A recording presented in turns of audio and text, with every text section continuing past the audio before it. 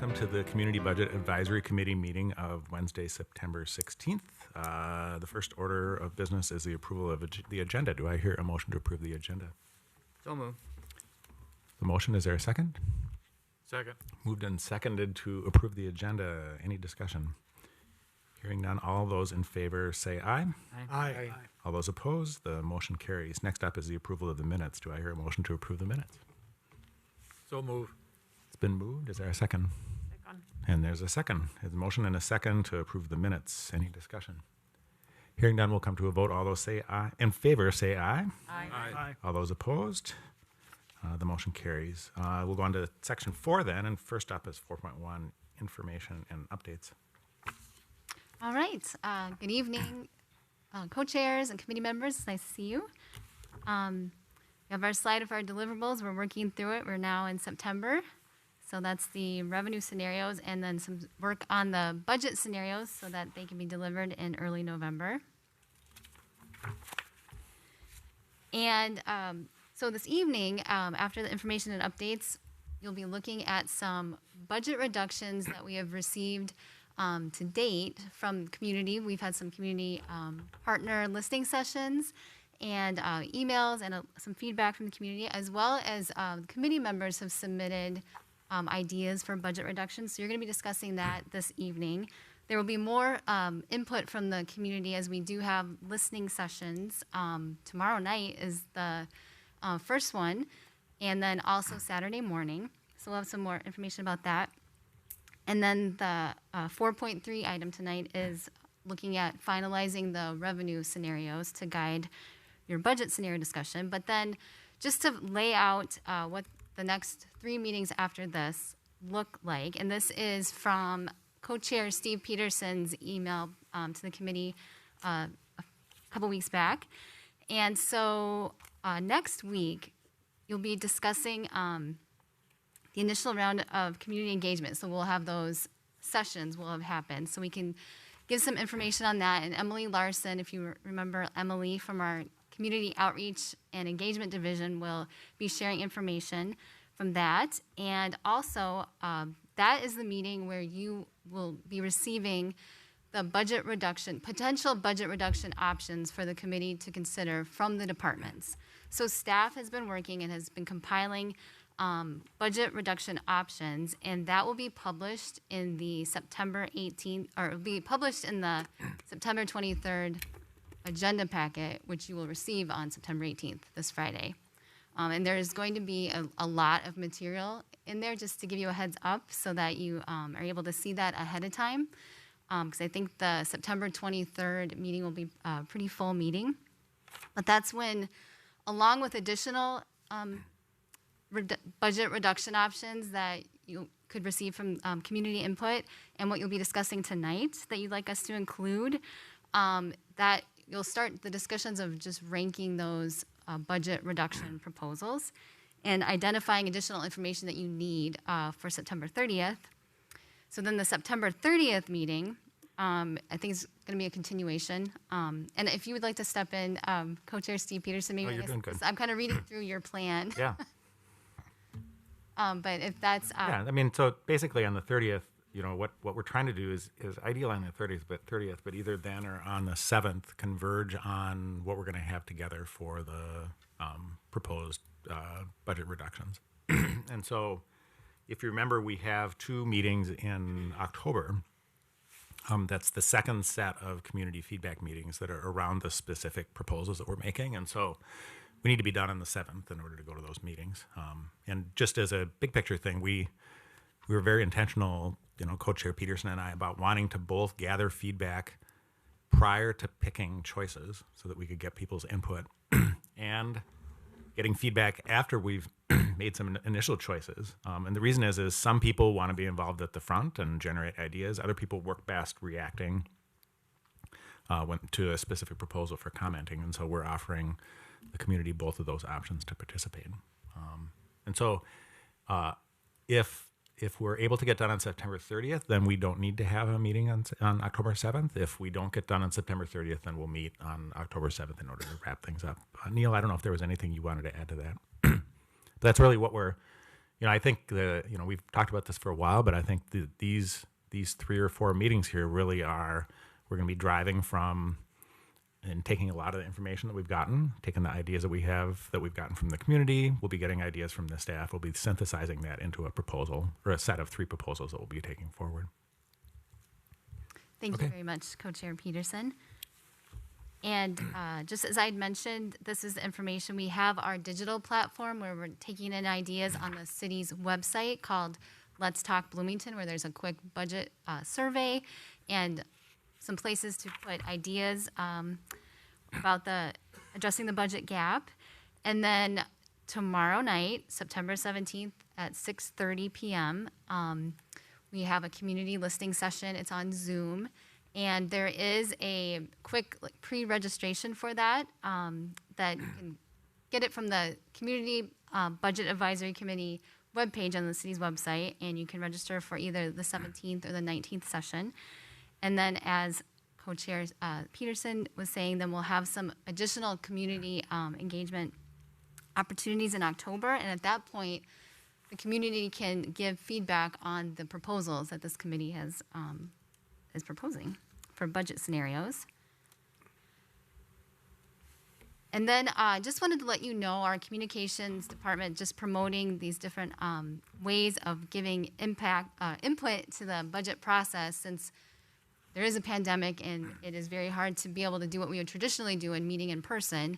But there was an article in the briefing in September and Facebook posting about this, about engagement opportunities. Also, so Facebook, Twitter, Nextdoor. If you recall, I think we sent the link, if you haven't seen it already, to the video that co-chair Steve Peterson and then committee member John Locks did. Just talking about the purpose of the Budget Advisory Committee and promoting these engagement sessions. And an e-subscribe was set out. Also, John Locks had contacted the school district, and we were able to get information to the school district to promote the engagement event as well. So thank you, John, for reaching out to them. And we have flyers that are in English, Spanish, and also Somali. And then this week we've been boosting the Facebook post and trying to, a lot of the registrations that we're getting are coming, I think, because of that. So just wanted to let you know how we're promoting it, and also encourage all of you and the people that you know and networks to promote that as well, so that we can have a lot of people attend. And then, so for answering questions from not last week, but a couple weeks ago, we had our last meeting. If you recall, our city attorney, Melissa Manderscheid, presented on the legal department, and there was a question about fees paid for outside legal services, and specifically about contracted legal services for the 2 component units of the city, the Port Authority and the Housing and Redevelopment Authority. And if they're part of the city's, the legal budget in the general fund, and they are not, they're separate. And so for HRA, for 2019, it was $438,000, and then year-to-date this year, it's $175,000. For the Port Authority, it was $166,000 in 2019, and then year-to-date this year, $40,000. And then also, I don't know if this was a question, but we added this information as well, just to let you know. So for things that are out, we pay for outside legal services, bond legal costs, $47,000 in 2018. These are city costs, and $36,000 in 2019. And then other legal costs for different things, sometimes with HR or other issues that we need some outside legal counsel, $43,000 in 2018, $138,000 in 19, and then this year, $48,000. This was not posted in the agenda. Can you go back for just a second? Yes, sorry. I've got a question on that. My recollection from when I was on the council is that for lawsuits that the city was involved in, that the outside legal costs, that typically the city was represented by outside counsel in lawsuits. And those legal cost numbers, does that include outside counsel, or is that funded out of the League of Minnesota Cities Insurance Trust? I can't remember how that's funded. I'm looking too. I guess if the trust is paying for the Oh. legal defense on it, is It's- that countable in the city's budget, or is it just paid directly out of the I was- CIT? We have a deductible. I was just checking that with our CFO, Lori Economy-Schiller. It is through the city's insurance fund, the self-insurance fund. If there was a claim. If it's greater than the deductible. Okay. Yes. And do those numbers where you say outside city legal costs up there, are those only? I mean, are those including defense costs that we've paid externally, or is that not included in there? Because that seems low if it included defense costs. I'm just curious about that. I will, Co-Chair Peterson, I will follow up on that. I Okay. think this is everything that, if you look at what's in the line item of legal services, but I can look to see, to make sure that it includes. Okay, just for completeness, because I think it's a good strategy for the city to be hiring that out because it goes up and down from year over year, and you don't have a kind of ongoing need for that sort of thing. But I want to make sure that when we're showing this information, it's completely accurate. Other questions about this? Okay, Kari, you can go ahead. Some additional information that we will publish this, that we added for this evening. Just wanted to highlight that this press release came from Hennepin County, that they set their preliminary tax levy at a 0% levy increase for the 2021 budget. And I won't read through this entire press release here, but we just wanted to let the committee know this, bring this to your attention.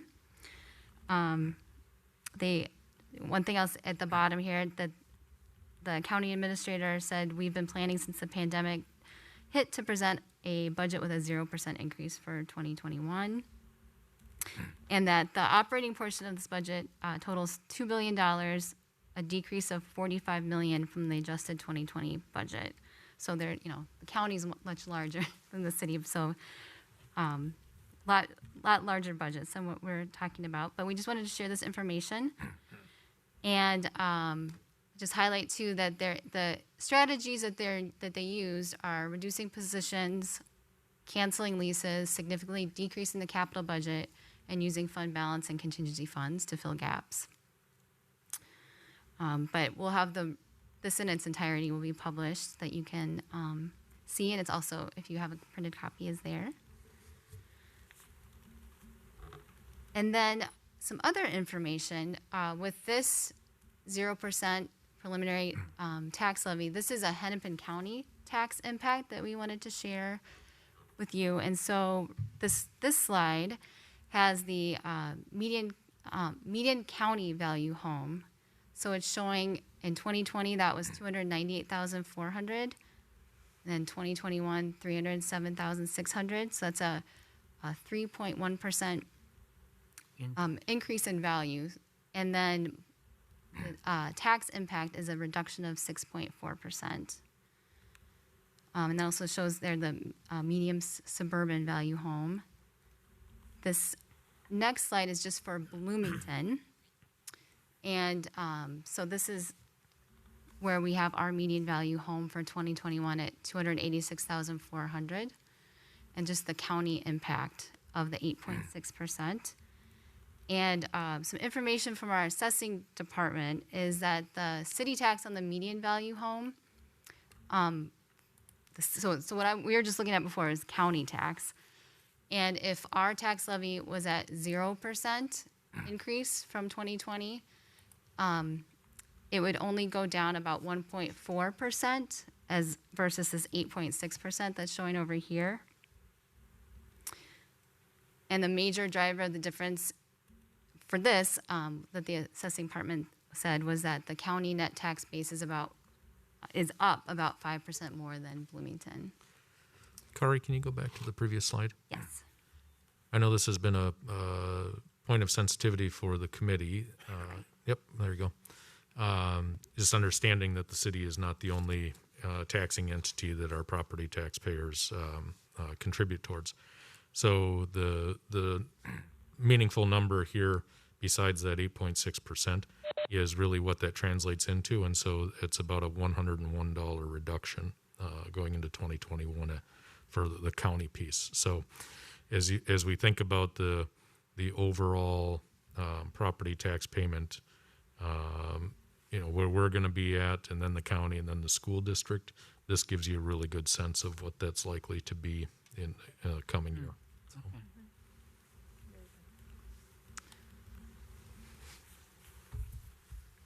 And that, And I'm sorry, and we'll try to have the school district information for you by next Wednesday, if not before then. and that is all I have for the information updates section. Okay. Any questions before we move on? Okay, thank you. That's it on 4.1. So we'll go to 4.2 then, and the budget reductions. And I think you've got a little bit of a deck that you want to show, and then we're going to switch into something a little bit more interactive.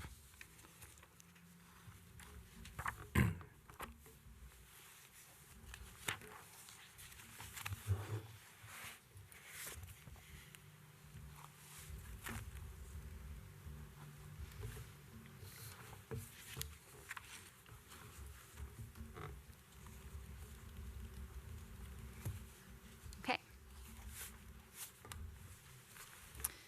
So first off, with some of the information input that we have from the community that Co-Chair Steve Peterson will be going through is we've had community partner meetings to get budget input. So on August 18th, we had the Latina leaders meeting. September 1st, we had African and Black leaders meeting. Then September 9th, we had a meeting with the Creekside seniors. Also today, this morning, we had a meeting with business leaders in the community. So we'll have some information to share about that next week. We've also had the Let's Talk Bloomington digital engagement platform launched on the city's website since August 26th. And just a lot of this information out in the briefing and social media has prompted some emails and phone calls from residents or people who are watching these meetings with just input, ideas they have, questions about the budget. Question.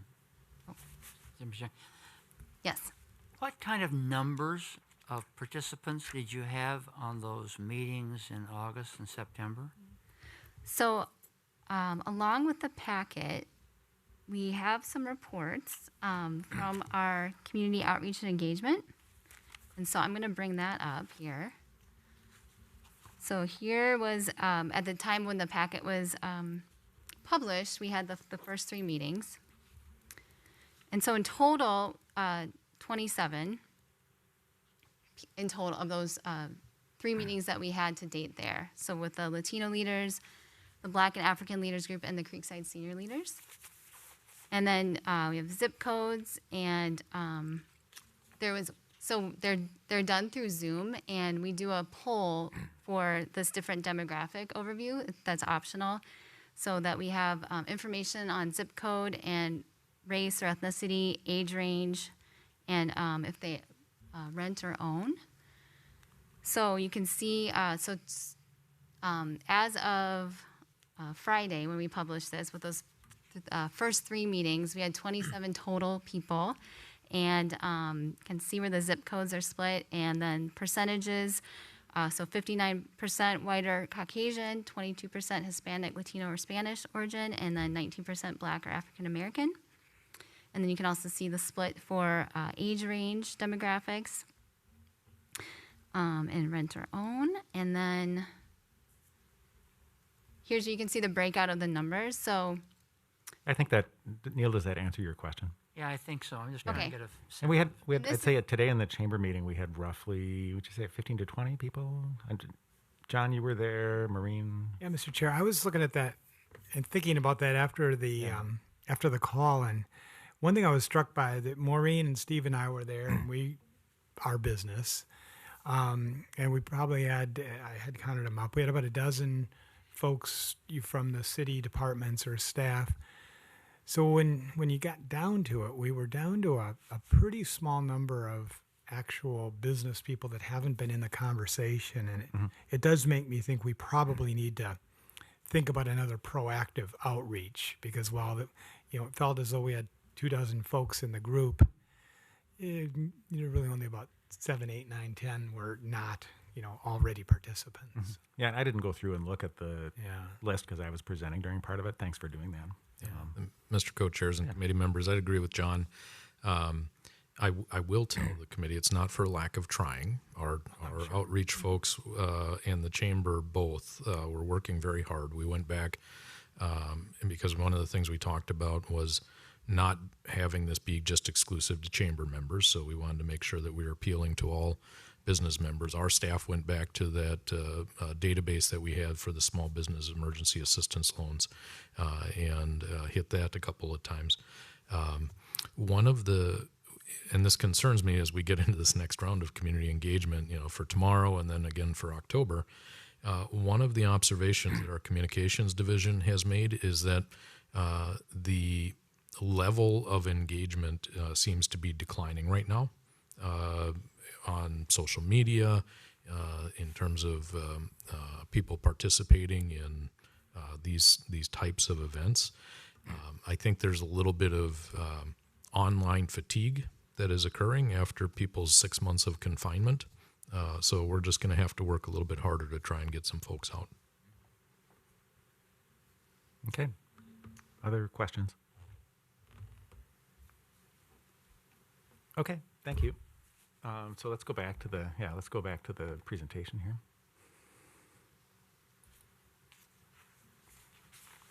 Sorry. Okay. So that's just some information. There's in the packet we did publish just some initial feedback. There hasn't been a lot of activity. There's been a little bit on the Let's Talk Bloomington website. If you'd like, I can bring up the report if you want to. If you have any questions, we can bring it up and talk through it. I think that the suggestions all got kind of represented up into the bigger picture. So I think that's for people's information to be able to go read, but we're not going to go walk through that in detail in the meeting here. So the next two things I have, I'm going to turn it over. So there's what we had in the packet is budget reduction ideas from the community to date, knowing that there's going to be some more tomorrow and Saturday. And then also from the committee members that submitted budget reduction ideas, and there's going to be opportunity to add to that this evening.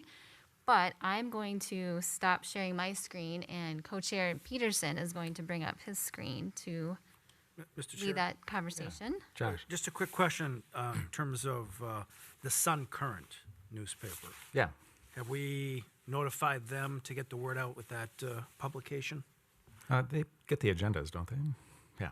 So they get the agendas from us, So and they just in monitor terms what's of, going on at the city. Trying to help get people engaging and sounding off and getting this. Yeah, co-chairs, committee members, Mr. Sergimaki, we should probably make an extra push with them again. And I'm thinking ahead to the October sessions, and not just a heads up, we want you to advertise this, but I think one of the strategies we might want to use is a letter to the editor, or a guest columnist piece, and maybe think about doing that from the perspective of the co-chairs or something along those lines.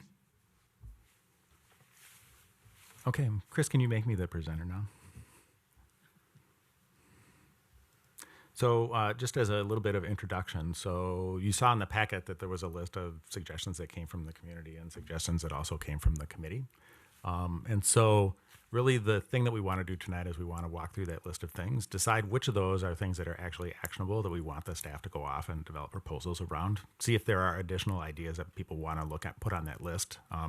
Because what we're doing here is we're trying to kind of synthesize our ideas, the community's ideas, so that when we're having conversations at the next meeting and the meetings after that, we've got the information that we need in order to make good decisions. So with that, what I did is I took the presentation here. See if we can get this going. So here we go. And so what I've got here is I've got a, let me go like that. Okay.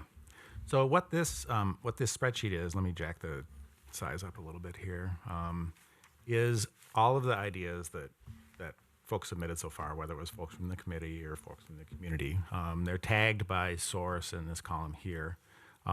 And then I went through just as an initial kind of draft thing and just using my own knowledge, categorize them as to whether it was kind of a one-time thing or a recurring thing, whether it represented revenue or reduction in expenses, whether this column represents whether, in my opinion, it was something that the city could do on its own without getting somebody else to cooperate with. So we've talked about a bunch of ideas that the city doesn't have the power to do on its own. A good example is, and it's one of the things on here, is around the South Loop Development Fund and that money that requires action of the legislature in order to change that. And so based on my knowledge, I kind of marked these up. I'm expecting that the staff will raise their hand if I screwed up on that and did something wrong on that. And then I did a rough guess of what I thought the budget impact was for fiscal 21. And then for things that are marked as adopted here, these are things that we've already said that we're going to do on the list, okay? And so my goal here is for us to go through here, and I think what we want to do is to see if there are things that we want to send off to the staff to be more fully developed as a proposal for us to consider, okay? And so there's probably two dimensions to doing that. One is just to evaluate the feasibility of it. And so an example here is if we take this line number 2, the sell underutilized assets. Can you zoom in? Yeah, I can. Let's see here. Let me go a little bit bigger. Is that working better now? Even more, okay. Let's go like that. Okay. I've got new eyeballs and I can't see it. You've got new eyeballs. I've got old ones and I can't. Neil, you should be the $6 million man tonight. Okay. And so what I want to do is if we think that one of these needs to be developed further and we need more information in order to make a decision on it, we want to take that and go ask the staff to gather more information. So at the next 2 meetings, we've got enough information to make a decision on it. And so first time, is there any questions about that as a process for kind of going through this list? People okay with that as a process? John? I apologize for this, but I still can't read it. Is there any chance we could get, at least for a few of us, some of these printed? I think it's just one sheet, right? Yeah. Can you send it to the printer and get some? Thank you so much. Otherwise, I can keep cranking it up here and see. Because we don't need, I can make, for example, because we don't need a ton of these showing at one time, so I can go. Filter it as well by the impact. We can. Right now it's actually sorted by type. We could sort it by impact if we wanted to. Okay. Is that approaching something that works for you, John, up on the screen there? Mm-hmm. Okay. Okay, so Maureen, you waved at me there when I was asking the question. Do you still have it? I still can't. I'm sorry. Well, I guess I'm and I better forgot than my you. glass. What? I guess I'm better than you. Yes.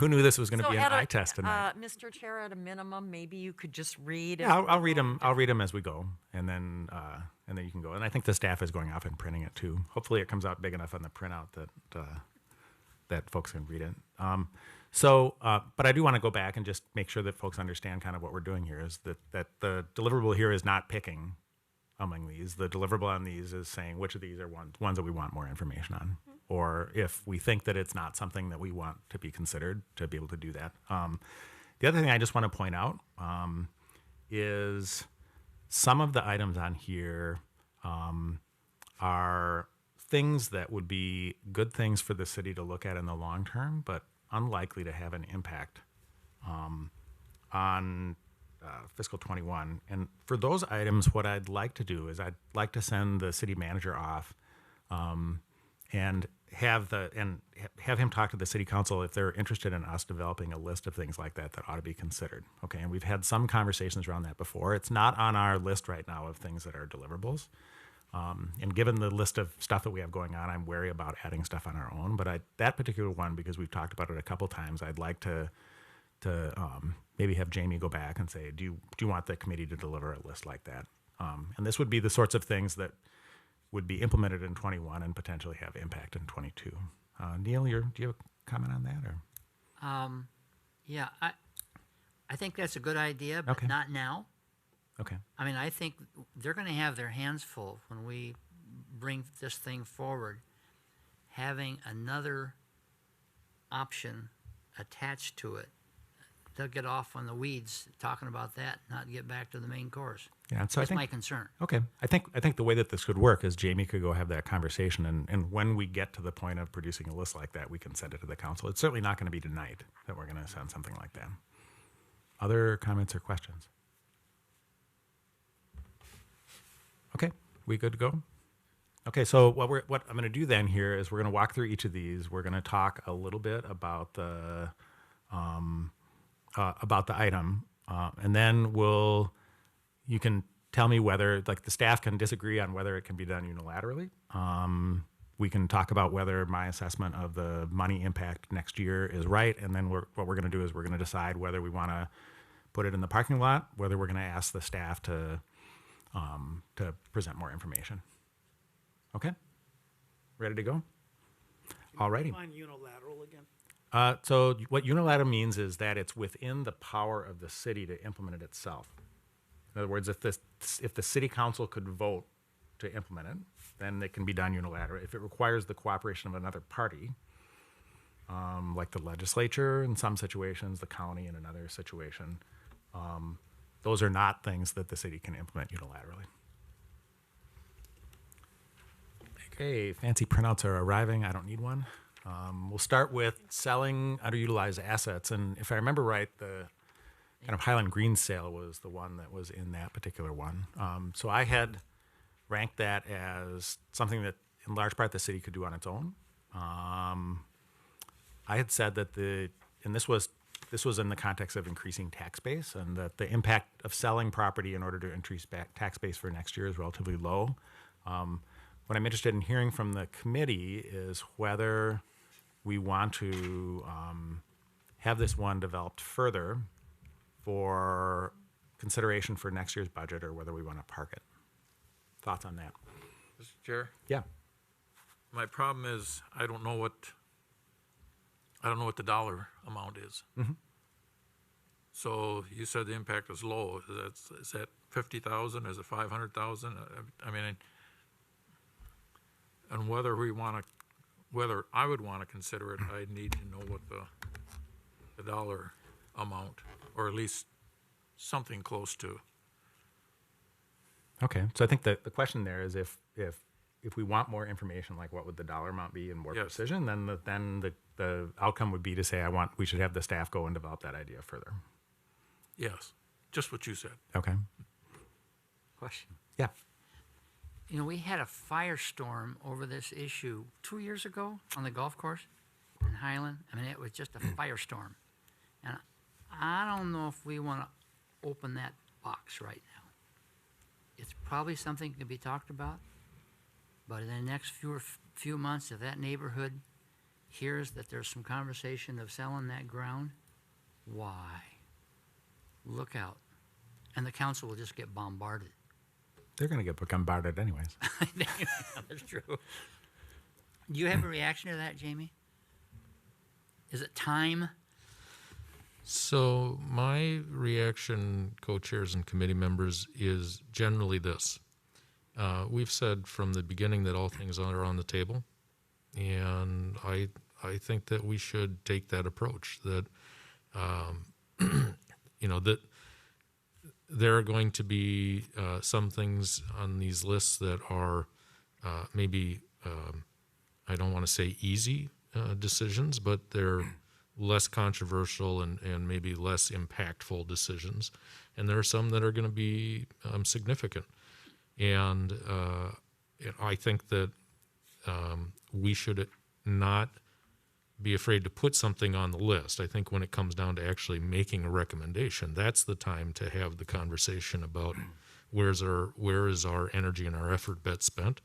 But to just start the list, I think we should at least have more information available for the committee to think about, and ultimately the council.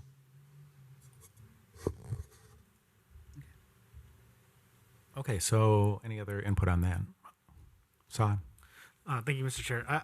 In my opinion on this, I think that given the time that it would take to actually sell a golf course, it wouldn't feed into our goal of trying to find solves for the next couple of fiscal years here. And so I personally would not be for spending more energy and effort chasing this, because it doesn't exactly help us with what we're trying to accomplish here. And it might be a good option long term, but for what we're trying to accomplish, I wouldn't be for continuing down this path.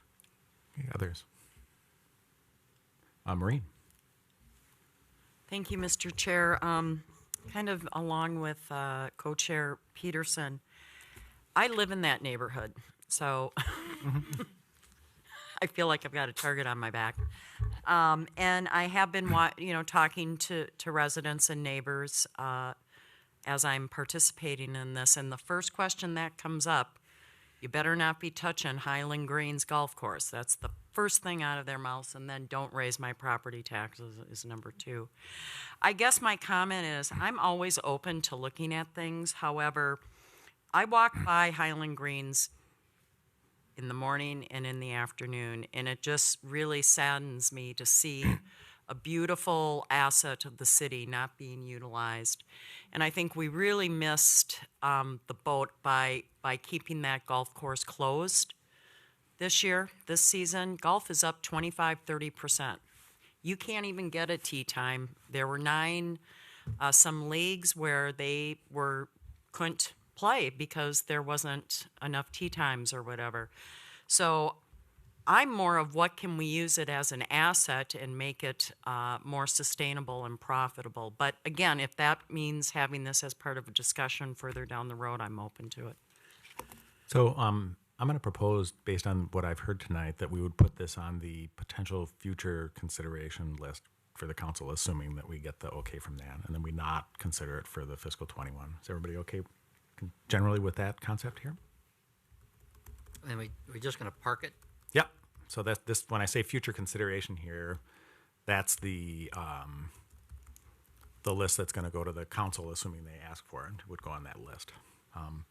So next up is ensure reserves are drawn down to the extent possible. We'd already done a pretty detailed walkthrough of that. I wonder if the staff, again, I think the balance that we were trying to strike is we didn't want to empty the cupboard completely for fiscal 22.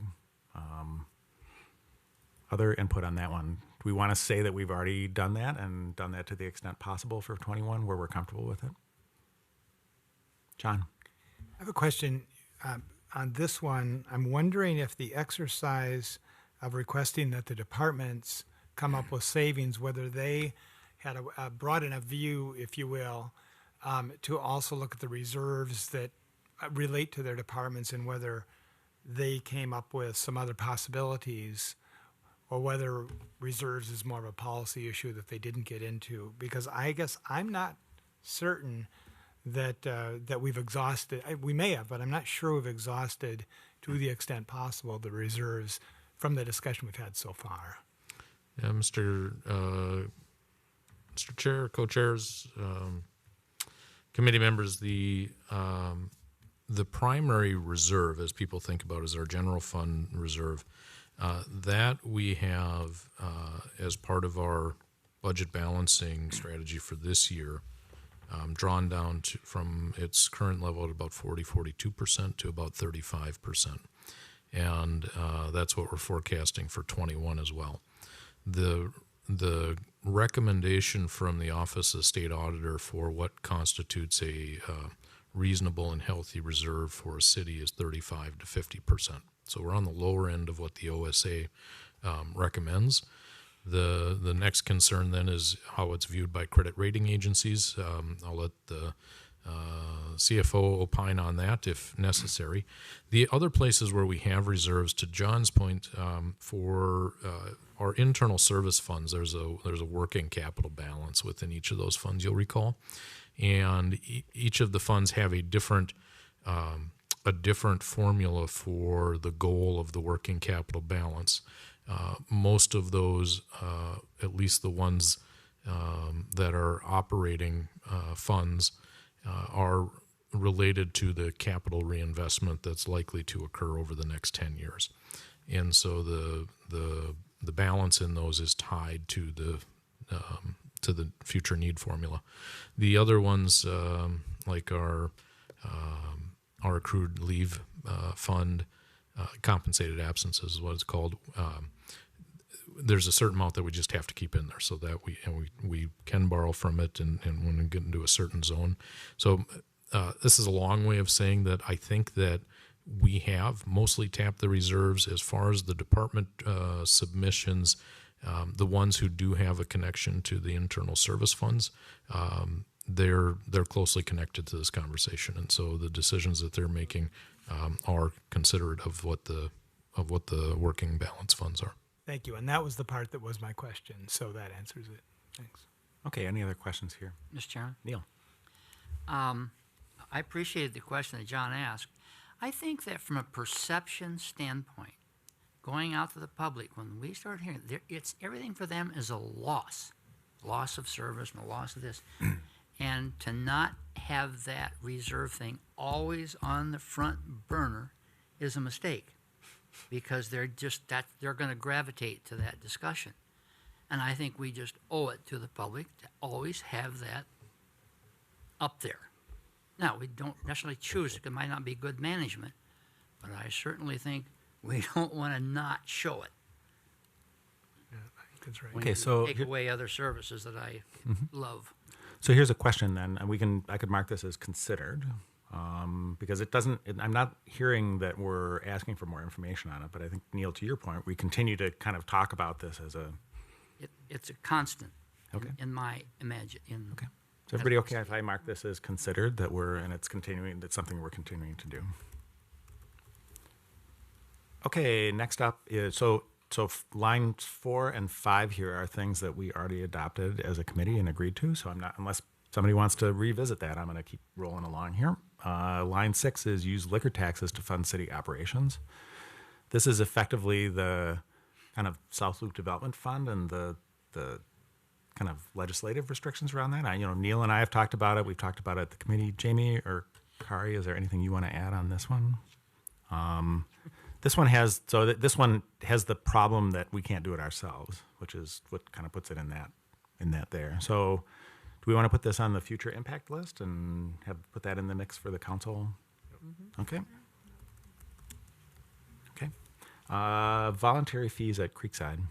This could be done by the city directly.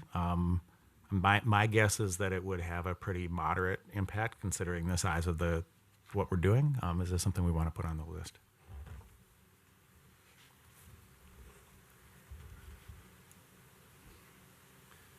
Mr. Chair, Go ahead, John. some of these things, like Neil was saying, are probably good to have so people get the sense that we took a very broad look. We weren't real hot about the idea of putting fees at Creekside, but I think we need to demonstrate that we took a very wide view of the world. And I think we need to emphasize that nothing was off the table. And I think this is a good one. Creekside is a well-known commodity within the city, so the fact that we even considered raising some money from that entity, I think is a good educational piece that will help people understand that we looked at everything. Jessica. Yes, Mr. Chair, I agree completely. You don't want to just give things for free. People has the pride, and a nominal price will be great. However, I think it's a low priority. We're looking here for the bigger fish. But, it's something that we can, it's an impact. But I think it's very low, like you put it there. I guess my tendency, Jamie. I was just going to add in, Mr. Chairs and committee members, sometimes it's good to know where the idea came from. So this one actually came from the community focus group with our senior program leaders at Creekside.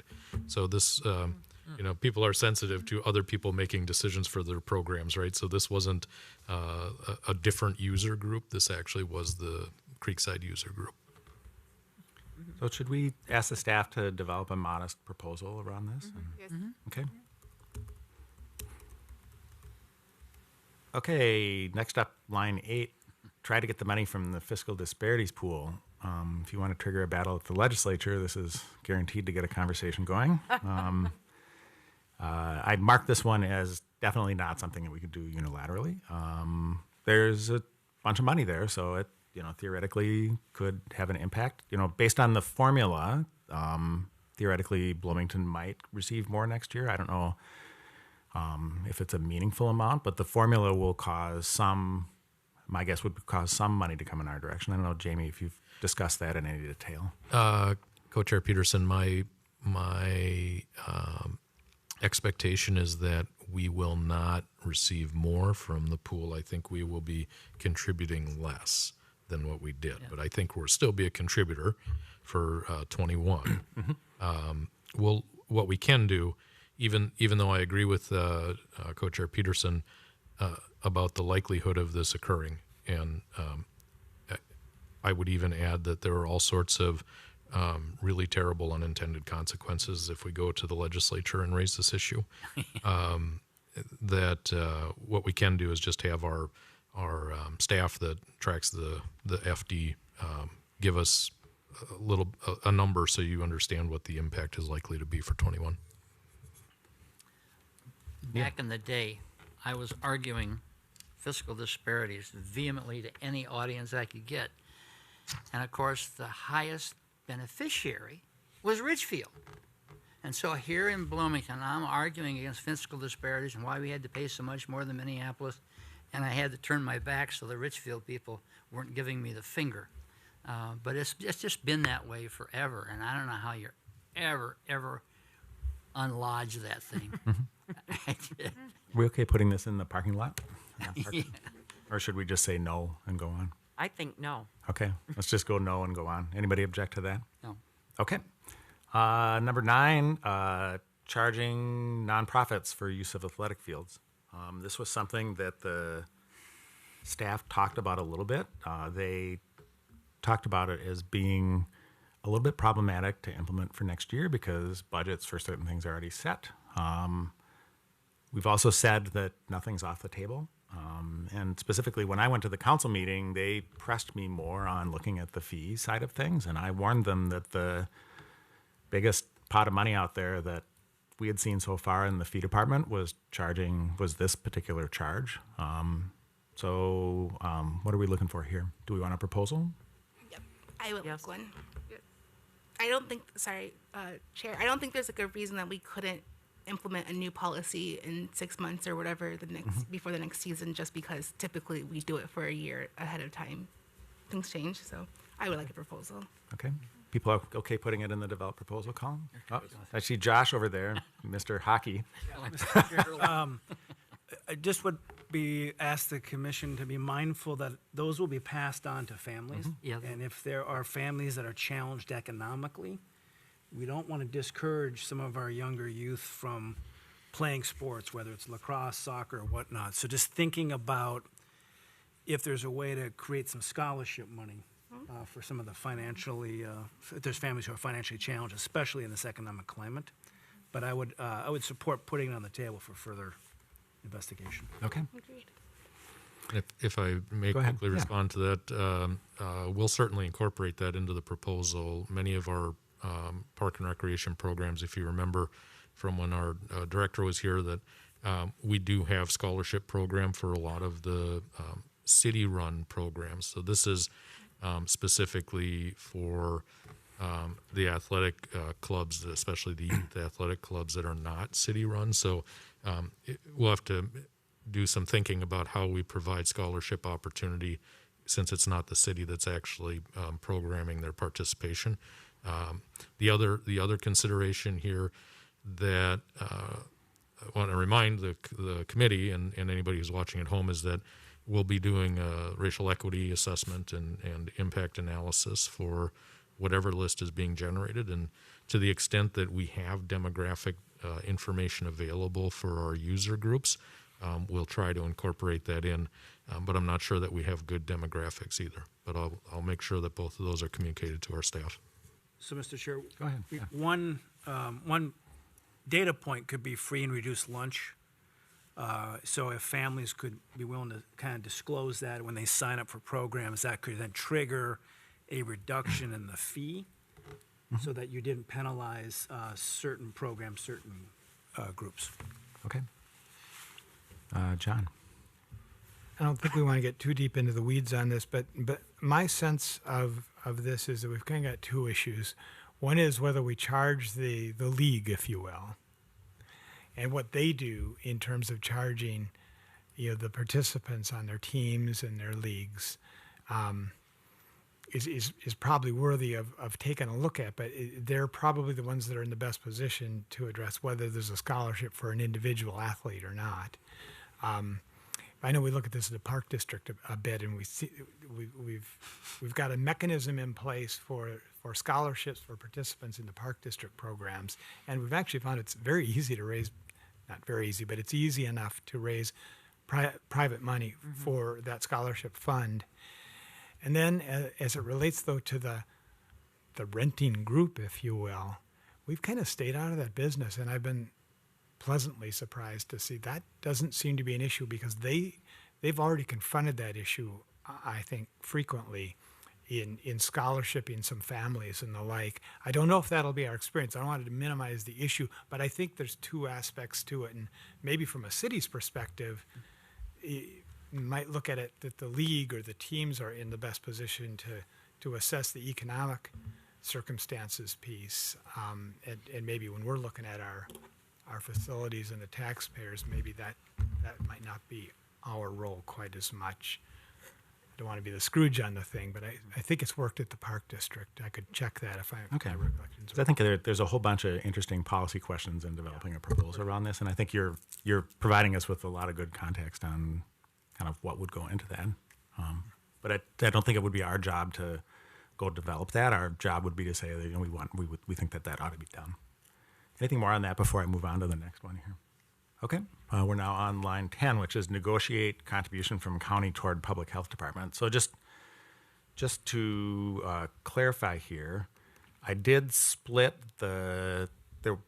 both the suggestion on the public health department and the motor vehicle department had a couple different options in it. And so I've carried those as separate lines on here because each one is separately kind of actionable. And we're going in order of kind of things that I had marked as recurring funding source. So you're gonna see as we go down here that we're gonna come back to this particular question again with a couple different ideas on that. And the first one was kind of going to the county, I guess on both line 10 and line 11. Obviously it doesn't cost much to go and ask, what's the likelihood that they're off handing out money for these sorts of things to solve our problem? I will say that on the first, on number 10, we've had conversations with the county about that. We did not receive a warm reception to that idea. On the second one, we've had very preliminary conversation about, what it would potentially mean to the county and their service center if the Bloomington office were to be closed, and the likelihood that it would push a significant amount of traffic in that direction where they already have really long lines already, and they're not enthused about that. So I think there is an opportunity for a discussion there. Okay. What I'd like to do on these is mark these as develop proposal because they're already kind of being talked about. Neil, was there something you wanted to add on? Yeah, I want to talk about this just a little bit. The most vulnerable people in our community have access to public health through this service.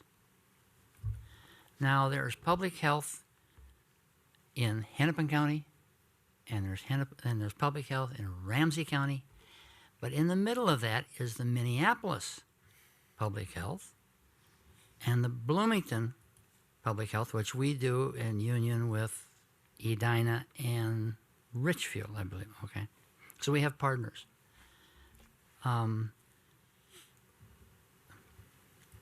We need this program. I think if you look at all four of those programs I mentioned, Bloomington is head and shoulders above those other three. And I really question if we were to drop this thing, whether Hennepin County would even come in. What we are doing is we are cutting off access to the marginal the least and the last. And that would be just a terrible mistake. And I looked at the budget again, it's $3 million. We get a third of it from our participants, our partners. And we get a third of it from grants, and I don't remember the exact thing. And then we kick in $1 million. What we never did here was the number of people in Bloomington who are serviced by it. We never got into that level, but from my understanding, it is quite significant. So we really need to be very, very careful with this, and we don't eat our seed corn by thinking we're going to lop this off because it's about money rather than all the people who are served. Again, the least and the last and the lost. Mr. Co-Chairs and committee, if I may, there's an idea down on line 18 that's related to this conversation that I think gets at the co-chair's point.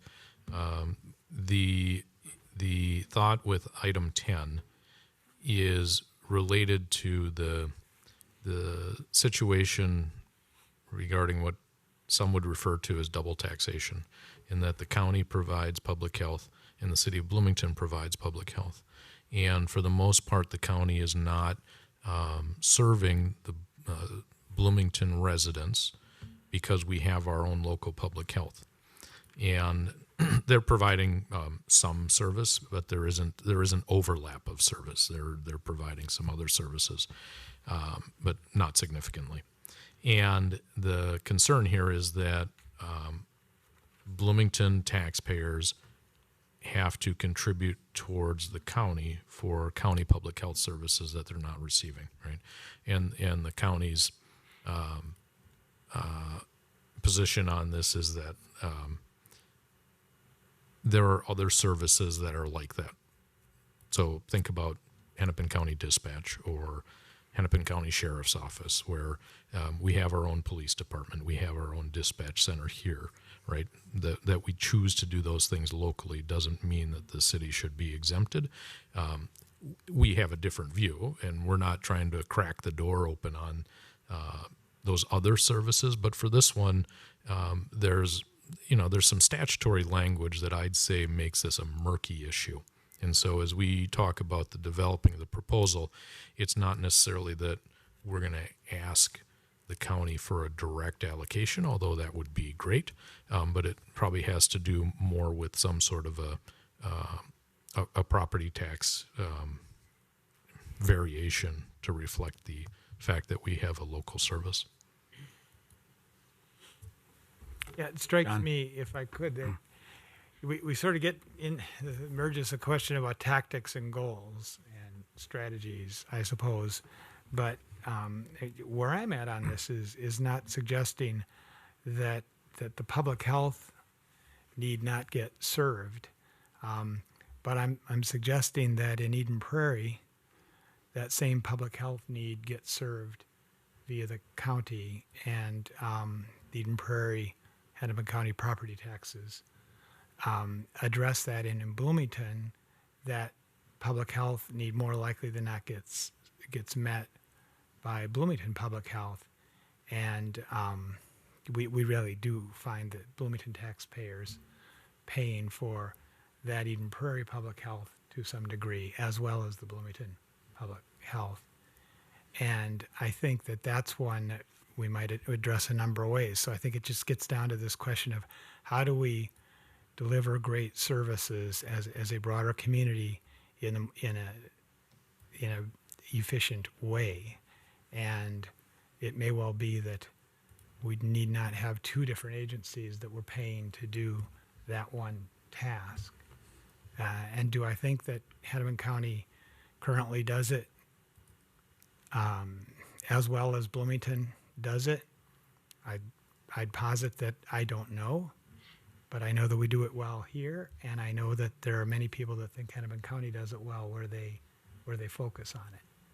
So I feel like it's a legitimate exploration, whether the task is to start from the perspective of exploring what would it be if we didn't do Bloomington Public Health, or whether it's an approach to bringing some rationality and efficiency to the payment and the delivery, pretty open to that. Whether it's realistic to get done in this 2021 budget situation, I'm perfectly content to acknowledge that's a big mountain to climb fast.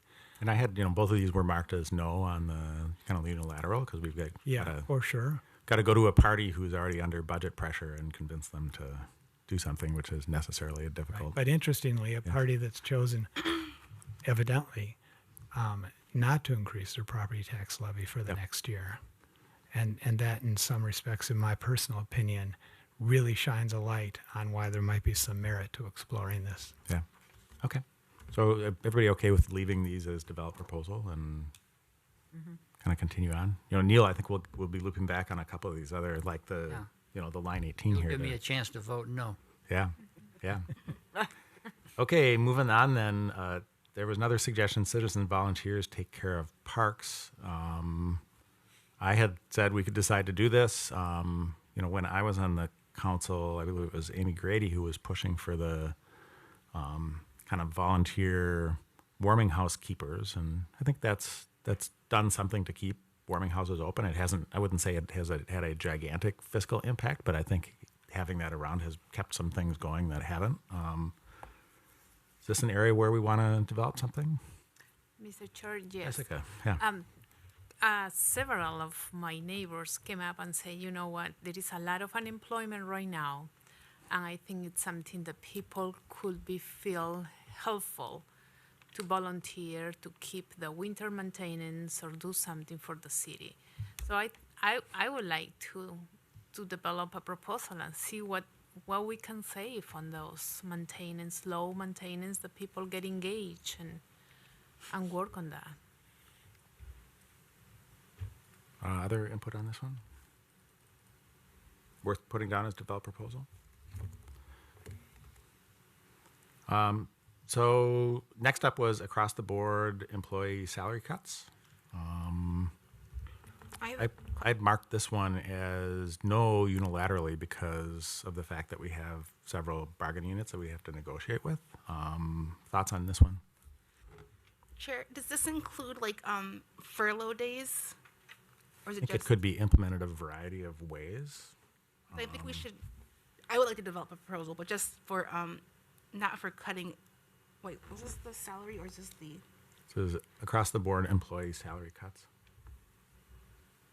Yeah, no, I think if we could consider it furloughing as well, then you would have to cut people's salaries. Yeah, I mean, I think of furloughs as salary cuts of a different Okay. form. They're So then, I would like you to propose it for just this. you don't work quite as many days, Yeah. but you get paid less. So, Jessica, For me, it is we need to be very careful with salary cuts because if we go all aboard, we are not going to retain talent. Talent is going to go someplace else. And so we need to be very, very careful how we do this. I think it's necessary, but we need to be very strategic and very thoughtful about it. other comments on this one? Saw. Thank you, Mr. Chair. I think in this one, I'd also like to see what kind of restructuring might be available as well. I know they've had some hiring freezes. We've let people go, but is there other opportunity? Whether it's combining resources within departments, merging some departments that are small and overlap with other departments together to be included with this as well. Because to me, an across-the-board employee salary cut would be fair, but it feels a little short term.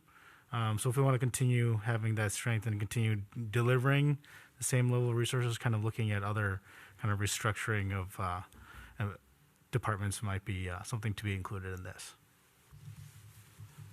So, I've generally been opposed to the concept of across the board salary cuts, and the reason is I think that the competitiveness for particular kinds of employees varies widely through the base of employees at the city, and I think there's not a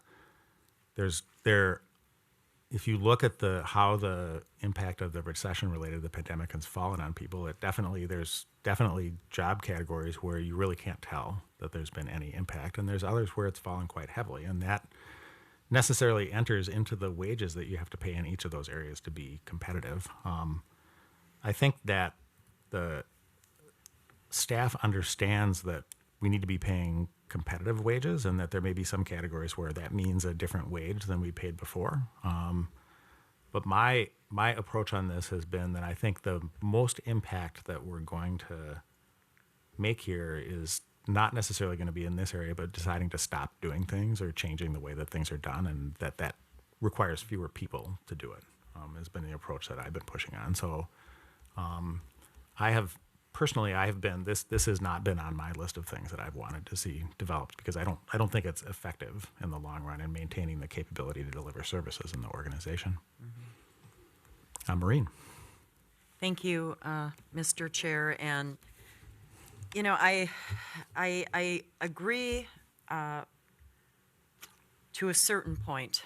However, in the private sector, salaries are being cut and reduced across the board. And it's just part of the cost of doing business in the private sector. And, you know, hopefully those salaries will be restored and hours will be restored. But because of what we're going through, there's just a lot of unknowns. So the private sector, you know, has had to take these very painful steps. Where I struggle with this, Chair Peterson, is across the board. I mean, I recognize we have union contracts and we have to abide by those contracts. So maybe it's not necessarily across the board cuts, but, you know, where are those cost savings, or where those potential salary cuts could be? I mean, again, I don't want to say that I don't put value on our public servants. I do. But I also am looking at it from the private sector side, and when I see the private sector implementing cuts, these are great talent pools as well, to Jessica's comment. So I think a lot of cities are in the similar situation, but I don't think we should be worried that we're going to lose good talent, because I think everybody's dealing with this as well. So. Neil. Mr. Chairman, and I've talked about this till I've made myself very boring about it, but the salaries are such an important part of our budget. It makes up like 60% of our budget is salaries. So how do you cut this thing if you don't deal with that number? And that responsibility, we can recommend all we want, but that responsibility sits up there on the dais with the city manager. Mm-hmm. And at some point, they're probably going to have to come down to that. As sorry as I am, but that's the reality. John. Mr. Chair, the concept I'm comfortable with are payroll cuts. I wouldn't be comfortable with across the board salary cuts. I think this is one of those great opportunities for management, and to look at where technology, you know, has brought us, and maybe just one more reexamination of how we're performing relative to priorities. And so I think we are going to, I think Neil's right, we can't get there without some overall cut in some payroll. Mm-hmm. But I don't think it should be salary cuts across the board. I think it should be strategic. But I think it's going to have to be pretty meaningful. Mm-hmm. So I just put another line on here to try to represent what I'm hearing from some folks anyways, about that we're looking for something that's a little bit more targeted than an across the board kind of situation, and to see if I could kind of craft some language that was a little bit more kind of reflecting what people were saying. So what I said was evaluate salaries to determine whether targeted salary adjustments that could be made.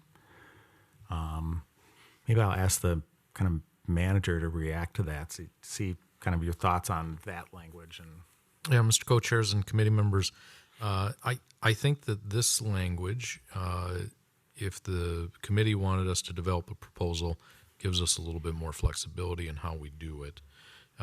The one comment I wanted to make to the conversation that's occurred, to Maureen's comment about all the cities are in this situation, One of the things that's unique about Bloomington is our admissions and lodging tax that other cities don't receive. And so the impact that we're experiencing is unlike other cities. Other cities are not going through this right now. And so there is a huge, I would say there's a difference in terms of the market amongst cities for employees.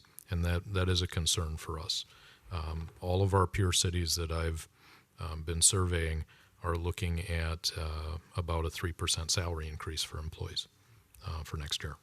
And most of them have what I would refer to as typical tax levy increase proposals too. So other than the core cities, which have a revenue stream that's more similar to ours, most other cities are not facing the economic pressures that we are.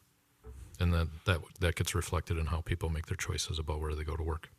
That would be my concern. Mm-hmm. And just one other kind of follow up on that is in the area that I work in, kind of base salary changes are more in the line of what the city manager is talking about. Like at our company, we're not laying people off; we're hiring people, and so I think that if we're going to go down the kind of payroll savings route that was talked about, I think it has to consider that for each kind of specialty that we have, that it's a unique marketplace for those people. And what we want to make sure is that as we come out of this, we end up with a workforce that's the right workforce size-wise for the city, but also in terms of the right people, so that we continue to be a desirable place to work. Because I think that's historically been the strategy at the city from a hiring perspective. And I think the results kind of show that hiring good people has been a strong policy for the city. What I don't want to do is I don't want to come out of this where we're 5 or 10% below other cities. And when we start looking at the hiring pipeline, we're looking at people who come to us because they don't have another choice. That's a really hard position to operate from, and leads to a bad place in the long run. No one will be able to tell if that happens while we're on the committee doing stuff, but 5 or 10 years from now, we wouldn't like the result of it. So here's what I'd like to propose here on this is that on the first one here that we would say no to that, and on the second one that we would say that ask the staff to develop a proposal on that. Are people okay with that? Mm-hmm. Okay. Okay, next up was line 15, which is avoid starting new projects and examples where community center or water park that have property tax impact. I guess one question is that is there anything in the budget that falls into the kind of the new project like that we should be looking at? Because I don't think I've heard of anything like that so far in the presentations that we've had. Co-chairs and committee members, we are currently working through our CIP, and anything that's going to have an impact in 21 is being reevaluated. I'm looking over at Lori, and there's nothing that jumps out at me that's going to affect the 2021 budget in our capital plan. That's a new start project, right? Mr. Jessica. Yeah, I would like to make a comment. I don't understand very well this, but one of my friends mentioned and saying that if we are going to continue to a pave on the trails and maintenance for flooding, if that was something for the DNR that they was going to be in charge, but looks like the DNR doesn't have the money, and then we will be doing so. Just putting out there, and I see Jamie's just nodding. So if you can explain to me, that would be great. Thank you. Sure, Mr. Co-Chairs, committee members, Jessica. This is a comment that we've heard quite a bit over the last couple of years. Is there's a misconception that the city is leading the project on the paved trail through the Minnesota River Valley. And that we're going to be maintaining it, and both of those are incorrect. The state legislature allocated the funds for that project, and the DNR will be responsible for the maintenance of the trail itself. We do not have in our capital improvement plan any investment related to the paved trail at this time. So the segment that's being completed right now still leaves a pretty significant chunk that is unpaved, and it will be up to the legislature if they want to allocate additional funds to do that.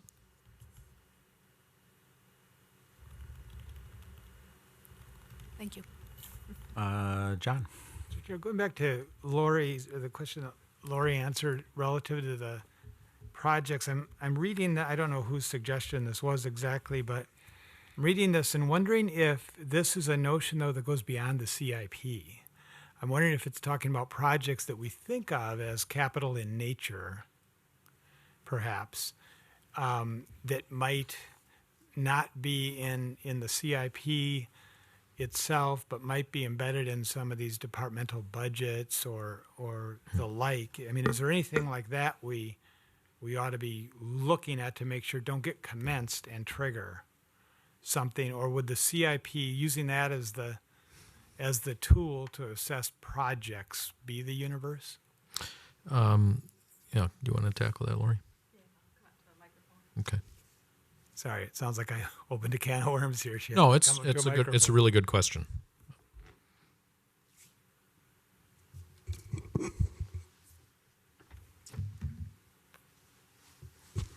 If there's any public improvement where it would be in the CIP.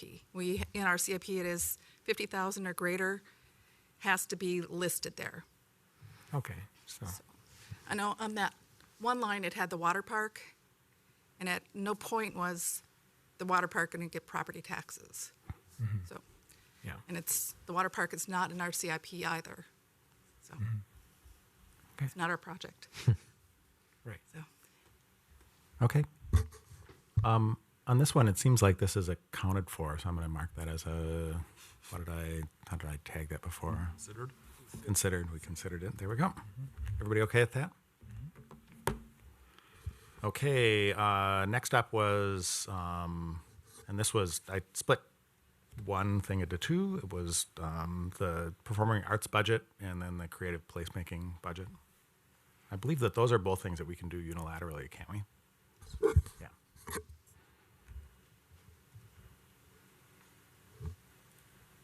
Yes. Sorry, I was just pondering for a moment. They are, with the only notation I'd make here is that the creative placemaking budget is actually not utilizing property taxpayer dollars. It's funded through the South Loop Development Fund. So the activity that occurs there won't be influenced by any of the decisions that we're making regarding the general fund. Okay, so since that's not a general fund impact, I'm going to mark that one as a no. And let's go back to the performing arts one then.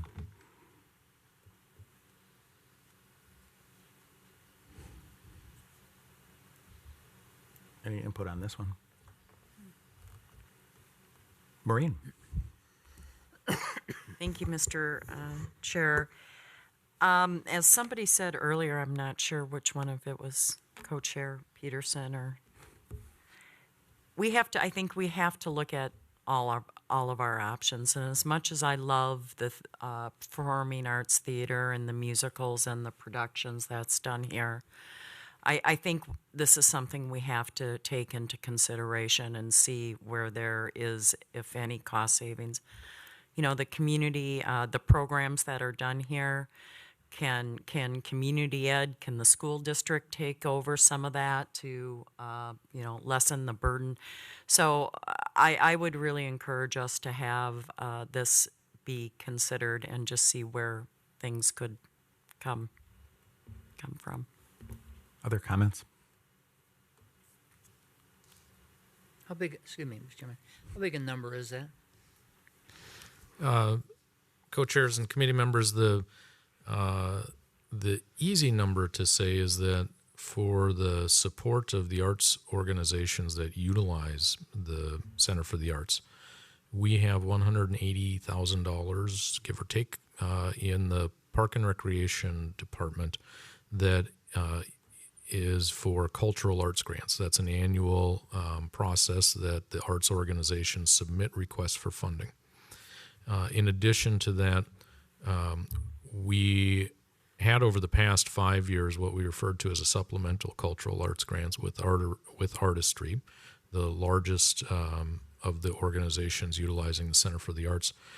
That was a $200,000 a year commitment that ended in 2020. We had a placeholder in the budget of about $50,000, anticipating that Artistry would request an extension of that agreement. So $230,000 in terms of direct assistance to arts organizations. Additionally, we have the Center for the Arts budget that is about $1 million of taxpayer support through the levy.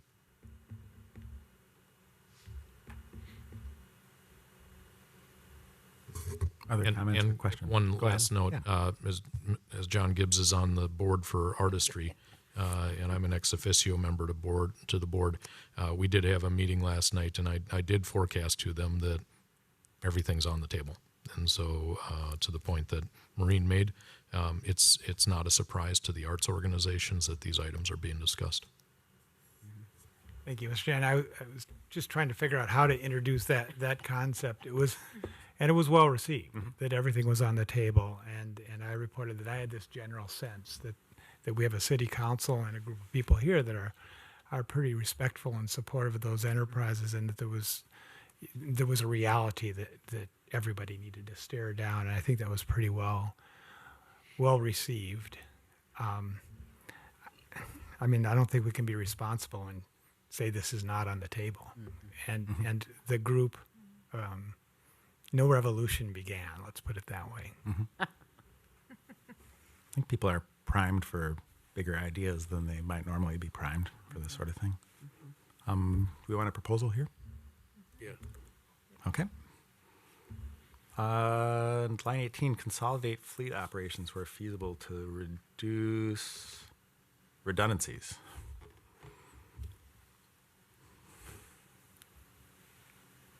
This is primarily around the internal service fund for equipment, I think that seems like that would be the focus of this, and trying to drive change there. I guess Chair, Yeah, question yeah. about this. If you could try to explain what they mean by this, because it's not like we have an excess of pool vehicles just like idling for any reason. Is that I correct? think there's an impression in the community by some people that we have a lot of vehicles. So I think kind of making sure that we're answering that question and seeing if there are opportunities to save here. At the same time, you don't want to make decisions that are penny wise and pound foolish on equipment too. So, Jamie, do you have any thoughts on that? Sure, co-chairs, committee members. My observation, if you'll recall back to the earlier presentations, we heard from our fleet supervisor that we had just within the last year completed an assessment of our fleet services. Part of the, one of the outcomes of the assessment was that they're going to be reducing the number of vehicles in the fleet. We had quite a few vehicles in what we refer to as a shadow fleet. That we have vehicles that outlive their usefulness in one department, but they don't ever go away because they tend to get recycled, right? And so we're going to draw that down. Having said that, I don't know that there's a downside in saying go back and review the fleet and see if there are additional reductions that may coincide with other programs that we're considering. Because the fleet assessment was done based on the operations as they were being conducted last year and at the beginning of this year. And if there are going to be other changes in the budget, if there's a connection back to our fleet services, we'll want to make sure that that's considered. So here's what I propose based on that is that this is kind of like a partly considered because there's a fresh study around it, and partly needs to be updated to reflect what we finally adopt. John? Mr. Chair, I think that's exactly right. I'll confess, I'm the one that put that on the list, and I took it out of my notes from the fleet manager's presentation, and I may have misunderstood, but I had the real impression that he was suggesting I'm not sure he was recommending, but he was suggesting that by taking a look at that fleet and some of the, I guess it's redundancies, and that was my word, not his. He suggested, I thought, that there were savings. It would require a change in some of how things are being done. So it felt to me like that one was one that had sort of been given to us by someone who knew a lot more about it than I do. If I'm wrong about that, fair enough. But I think there is some, I don't know if it's a small or a big number, but I think there's opportunity there. Okay. Follow-up question. Yeah, sorry. Jamie, just a question. I don't know if there's any like regulations around, or if we get any federal money for like maybe operating our police department or the fire department, and in the formula, the funding formula, say you have to have like a spare ratio or whatnot. So like maybe you have 50 fleets of, or 50 in your fleet, like fire trucks or police vehicles, and you need to have an excess of like 10 just in case something happens. Like, is that required for the city at all in any of our vehicles? Co-chairs, committee members, Akuya, I am not aware that we have anything of that nature. We'll certainly go back and ask, but I don't believe we have any federal money that comes in related to our fleet service. Or even state, or just any, are there any people who say, yeah, you can buy whatever you need for your fleet, but make sure you also have, in case something happens, one or two, so you don't damage your services, I guess. Yeah. Kari, are you aware of anything of that nature? I am not aware of anything, but we can look into that further. Okay, anything else on? And I would add, if you're familiar with something like Only that, for the bus side, so no. because of the world that you work in, if there's an opportunity for us to tap into a program that we're not tapping into now, I'm certainly interested. Yeah. Anything else on this one before we move on? What was called 18 but is now 19 because we inserted something. It's eliminate public health department. So I had put this one as a question mark under whether we could do this unilaterally. And Jamie, do you have a reading for fiscal 21? What limitations do we have on this for fiscal 21? Mr.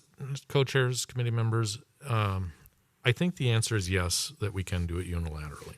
I think the question is if we have any obligations through our federal or state grants that we receive or any of the contracts that we have in place, if we could terminate our activity in a short period of time here within the contract terms associated with those grants and agreements. That's a question we'd have to explore. The county would be required to provide public health service if we're not requiring it. The question is whether they would do it at the same level. I think the answer to that is no, because that's one of the benefits of having a local public health department is we provide it at a more intimate and higher level of access. But to your question specifically, I think we can do it. I just don't know if we'd be able to do it right away at January 1st. So we'll have to do some more exploration there. I will also tell you that we have the relationship with Edina and Richfield. And when we did our public health assessment a couple years ago, without putting words in the mouth of their elected officials or their appointed officials, they were not interested in abandoning their own local board of health. So there would be some things to tangle there as well. So the question I have about this one is that about a third of the activities paid for out of property taxes and 2/3 is paid for out of other funding sources. So it's the sort of thing where we're getting a lot of bang for the buck on it. I mean, that's just my observation. Other comments? Yeah. Jessica? Bloomington is the third biggest city on the state, right? So I think we really deserve to have our own public health department. Otherwise, we are going to go through the county, and we're not going to receive the same level of service. And to Neil's point, there is a lot of people that really count with those services, and I don't think we will be, pushing everybody to go, and will create a bottleneck. And I believe that we should, as a third biggest city, have our own. Other comments? Neil, I thought you might want to say something Yeah. here.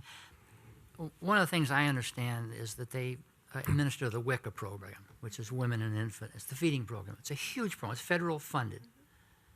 And I certainly wouldn't want to turn our Bloomington residents away from access to that and send it down to Hennepin County. Minneapolis doesn't. Minneapolis has their own because they don't want to deal with the county either. So let's be careful that we just don't wipe the board clean for $1 million and leave all the abandonment. I'm pretty impassioned by this, so Yeah. excuse me. We figured it out. Josh? And Well, I then think John. in the middle of a pandemic, it would be very unwise, and I would be adamantly opposed to eliminating the public health department. My experiences working with them in my day job, I was incredibly impressed. And I just think at this point, this would be one of the last things we'd want to do. That's my personal view, and I just want to share that with the community. Okay. John?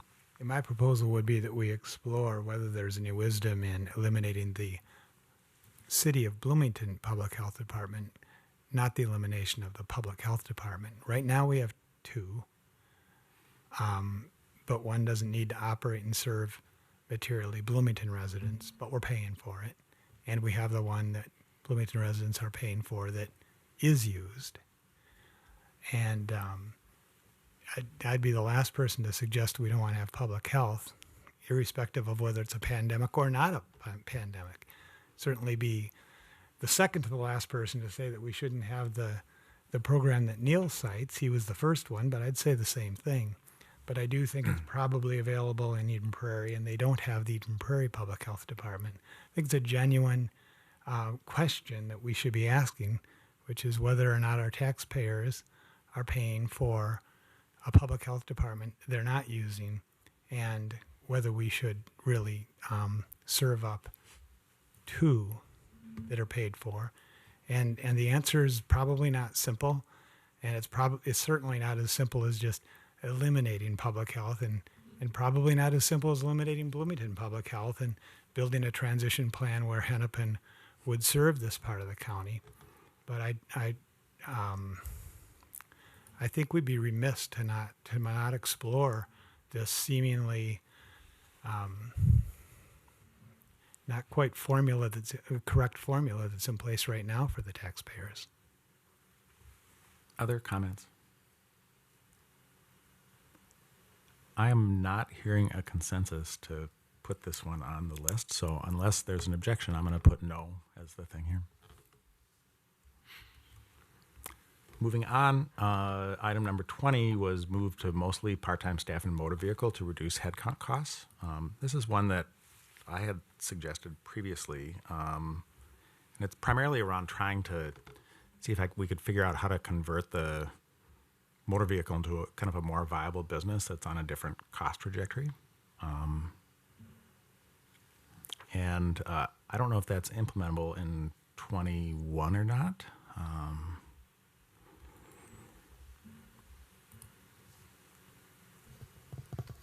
One of the staff is going to come here, and then I'll call on you, John.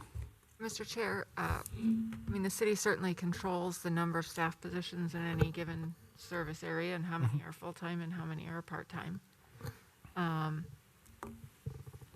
would have serious concerns about sort of the morale impact and the ability. We likely would lose our full-time employees. I don't think they're just going to happily accept part-time work, our ability to go out and hire and train.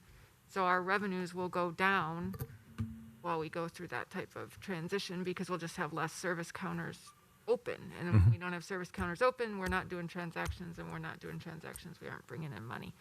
So I guess my caution of the committee, there would be a painful transition both at a human level but also at a budget level. Our budget situation would likely get worse, and then we would hope that it might turn around at some end from there. John? Mr. Chair, if I recall, the supervisor of motor vehicles, or the person that represented that, maybe it was you, was talking about the part-time help. They're not long-term, but their training is every bit as the same as full-time because of all the different transactions they have to be familiar with and the training it takes for them to be independent workers. So making the whole staff part-time, to me, seems like not a budget savings, it seems like a step backwards.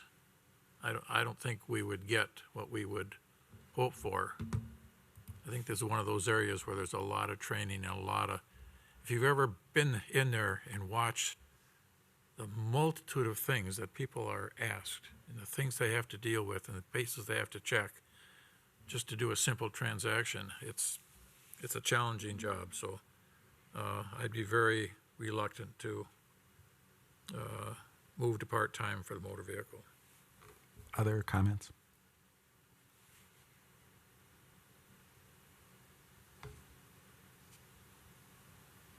Need to hear a little bit more to see if this is going to go on the list or if it's going to get the big old no. And you won't offend me if you get the big old no. So.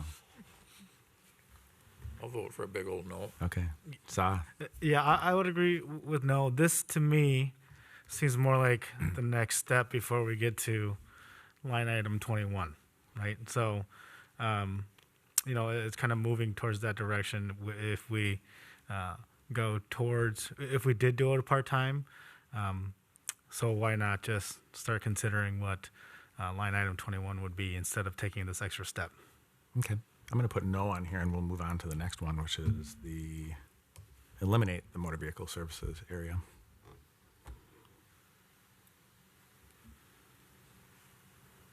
So if I remember, this generates about $250,000 worth of savings in fiscal 21, if I remember right.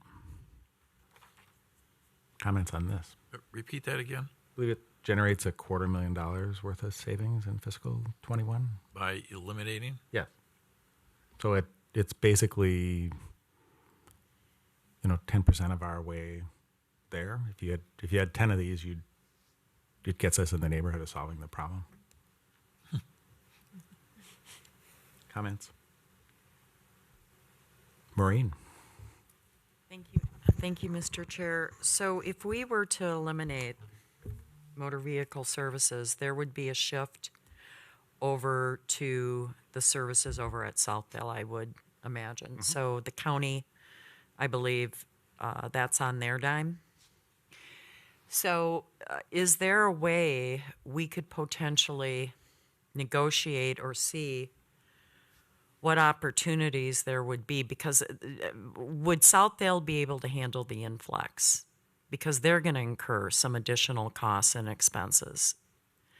So where's that opportunity for us to explore that conversation, to see, maybe the county ends up helping and offsetting or subsidizing some of the service or the costs.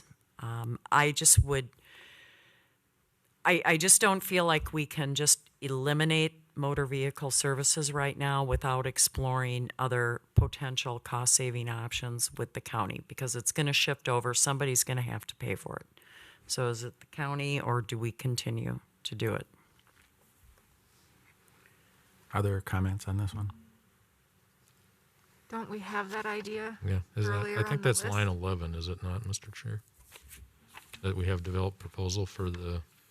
Yeah, so the contribution one is the line 11 one on here. Yeah. So that's what that one, that one there. So this one I categorize as recurring funding source, which is why it shows up in that position in the list. So.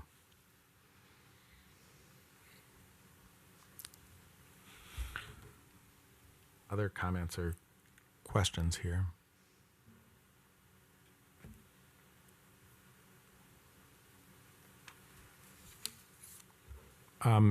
If we were to select this option, is there anything more we'd need to know from the staff? We know what the tax support is. We have a pretty good idea of the implications. I think we can put this on the considered list and say that there's nothing further that we need on it for now.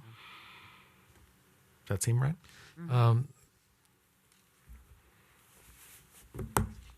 as co-chair and committee members, I guess if you wanted to put it on the considered list, is that saying that you would bring it forward as a potential option, or that it's considered and you've moved on? I'm not clear about what you're. I think for that one, I'm saying it's still in the mix of being discussed, but that we don't need any additional information.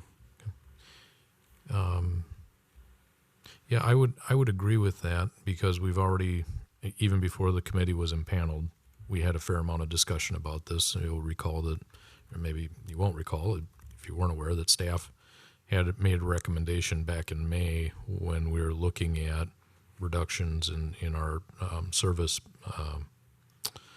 profile at that time, and it did include motor vehicle. And the council specifically said we want to wait until the committee gets through their evaluation of options before we make a decision like that. So I would say considering as opposed to considered would be a better way to put it.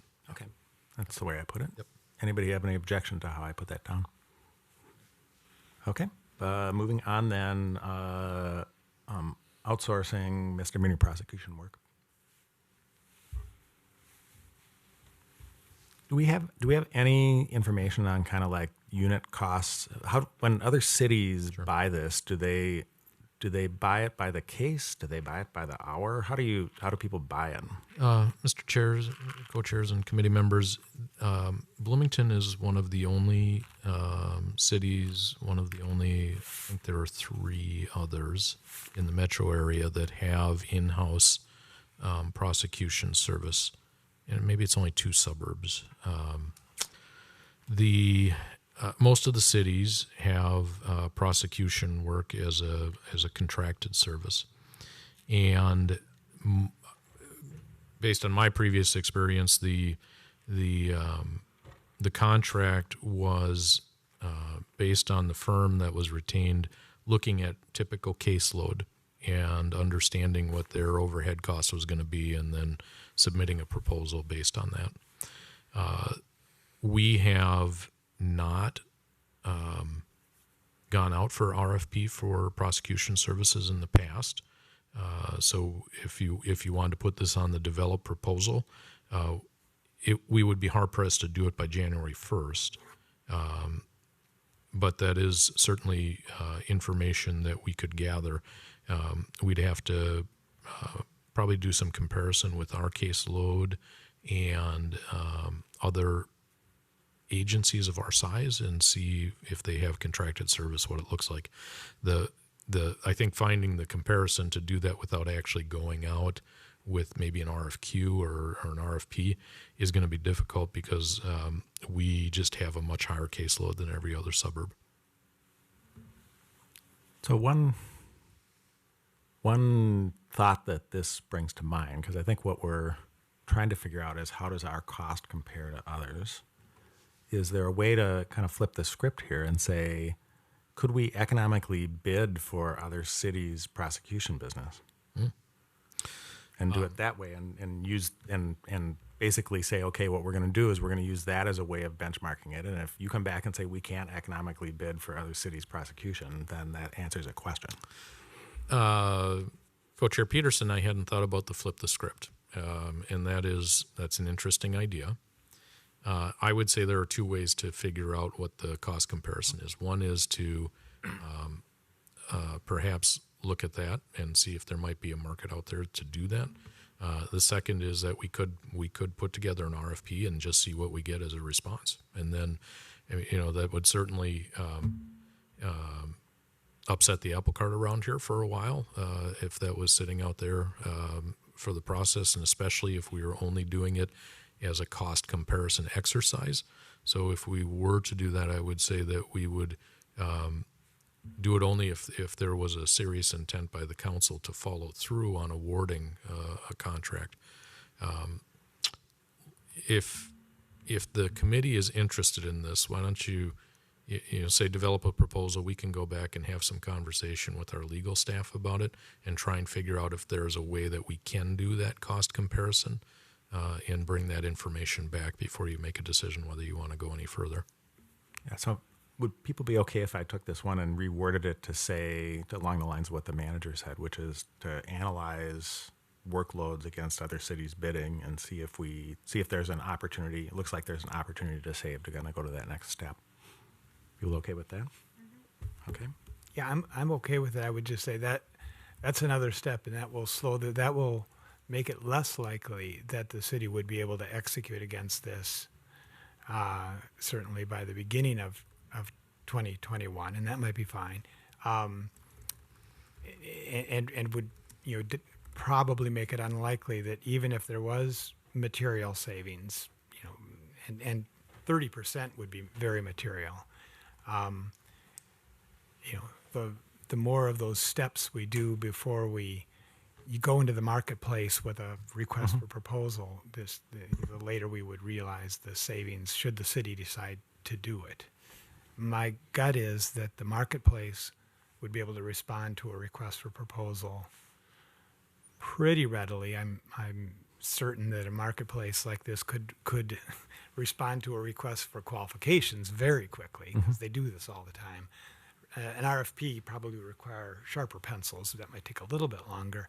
And I'm not even sure we'd find those savings, but I think it might be worth, as the city attorney mentioned, we haven't gone out with an RFP to see what that marketplace would be for misdemeanor prosecutions along the level that Bloomington has. I bet there's a genuine market for it. Yeah. Well, and I think that the sense that I have from my experience is that there's pretty much going to be a going rate for this sort of work that the manager and the staff will be able to easily determine by polling other cities in similar situations. And so from a rate perspective, we'll be able to analyze that. I think the other thing I'd like a little bit of analysis on is are there fixed costs that we could spread over a larger workload by bidding with other cities and taking on this workload from other cities? And that's the way we achieve the cost savings, not by shifting the work out, but by taking fixed costs and spreading them over a larger amount of workload. Because I know you had to do a bunch of investment related to automation to make the courthouse move work. So should we put this down for develop proposal? Okay, and this is the analysis one, not the going out for bid one at this point. And then we look at the result of that and see where that leads. Okay. Next up was review the full-time versus pay on-call fire department question to see if there was an opportunity there for cost savings. If I might, Co-Chair Peterson, the question of whether it's unilateral or not, I would say is unclear. And the thing that raises a question for me is that we have the Fire Relief Association pension that we would have to unwind here, and I'm not sure how long that would take to work out as a transition cost. So we could certainly change the nature of the department. I'm just not sure about I know for the lower expense, I don't think lower expense is likely to be achieved because the staffing model for a full-time department is likely to be greater than the staffing model for our current paid on-call. And also, if I remember right, the facilities needs for the full-time is different than the facilities that we have right now. So you'd have a capital expenditure tail to that decision. It is, and one of we'd have to do a fair amount of work to figure out what the staffing model looks like in regards to the station locations. Mm-hmm. Would we be staffing all 6 of our departments on a full-time basis? I think is an operational question that would need a lot of assessment. We are forecasting into the future that at some point our staffing may change, and so the design for our new fire stations which you can see with Fire Station 3, which just opened. It's not open to the public because nothing's open to the public. But in Fire Station 3, we have sleep rooms. In the eventuality that that's a 50 or 75-year building, at some point in the future, we're probably likely to have full-time staff. But you'll recall we did just recently have a fire service assessment, and the professional assessment of our consultant is that for the foreseeable future, the current staffing model works. The challenges to that will depend largely on recruitment and retention issues. Okay, thank you. Other comments? With that feedback, I'm going to propose that there's not really, it doesn't sound like for fiscal 21 there's an opportunity here. So people agree with that? Okay, I'm going to then put that as I'll put future impact but it's already being discussed at the council, so I don't think that that's really going to change their trajectory. Okay, next up is examining consolidation of dispatch operations with surrounding communities. And we heard in the presentation that we operate our own police dispatching facility inside here, and one potential opportunity for savings would be to look at some sort of consolidated operation. Jamie, do you have any kind of thoughts on that one in terms of providing more color on that before we talk about it? The notation in your fiscal 21 impact being low, I think, is correct. The transition away from having our own dispatch operation will likely take time. If we would have a process to work through to determine who would assume the dispatching duties if we were to abandon our own dispatch. The other agencies that provide dispatch, Hennepin County, the city of Edina, which is also providing dispatch service for Richfield. Eden Prairie has their own dispatch. Most of the cities recently have moved under the county umbrella. So there would have to be a process to go through to see if we were not to provide dispatch anymore, which agency that we would want to go into, and then there's obviously a negotiation with that agency. If you were to look at a consolidation, that's a different conversation. I have worked on a dispatch consolidation previously when I was in Dakota County, and that process took about 3 years, but it also involved the construction of a new dispatch center, and there were 9 entities, I believe, that were being combined. So that was a little bit of a different beast. I think the immediate reaction is we're not likely to see the financial benefit in FY21, but as we look forward, it may be that this is a consolidation discussion that the committee is interested in. Comments or questions?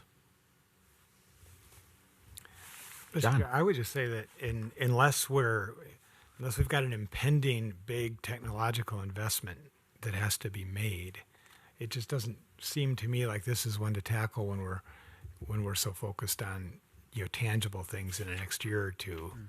Unless I miss something, I just sounds like this is working, and we don't have to make a big investment in the next couple of years. Do we want to put this on the future list to go to the council to be considered there, and that would be the place for it to go? Because there's the thing that I saw is that this had it was a regular mouth to feed technologically. Yeah. And so evaluating that, could have a long-term impact. I think you're right that the likelihood that it makes a difference in 21 is really pretty low. We also have this as one of the operations that we're doing an assessment on right now. Okay. I'm not sure of when the delivery date on the assessment results are going to come in, but that may inform the conversation here. Yeah. Sure.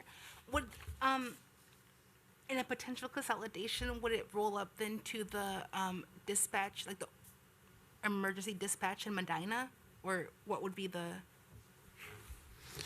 I think that's not a question I can answer right now, because we'd have to go through a process if if we were just to ask another agency to take on our dispatch service, figuring out which agency that was going to be, because we have a number of neighboring agencies. And then if you were to talk about a consolidation, that's a different conversation too. So one is like abandoning and asking somebody else to do our service for us. A consolidation is actually throwing in, presumably, so you could get efficiency of scale. Are we okay putting this on the future impact, Neil? Wasn't there an effort several years ago by, was Hennepin County, tried to consolidate all the dispatching thing? Yeah. And I think Bloomington's position at that was hands off. Is that right, John? Yeah, I was involved in that decision. Okay. So, yeah. Okay. But I think, at least based on what I know about this, I think if you asked me my personal opinion on it, knowing what I knew back then, but not knowing about the situation now, that if you were going to do this, you would try and do it with our neighbors, not with the county.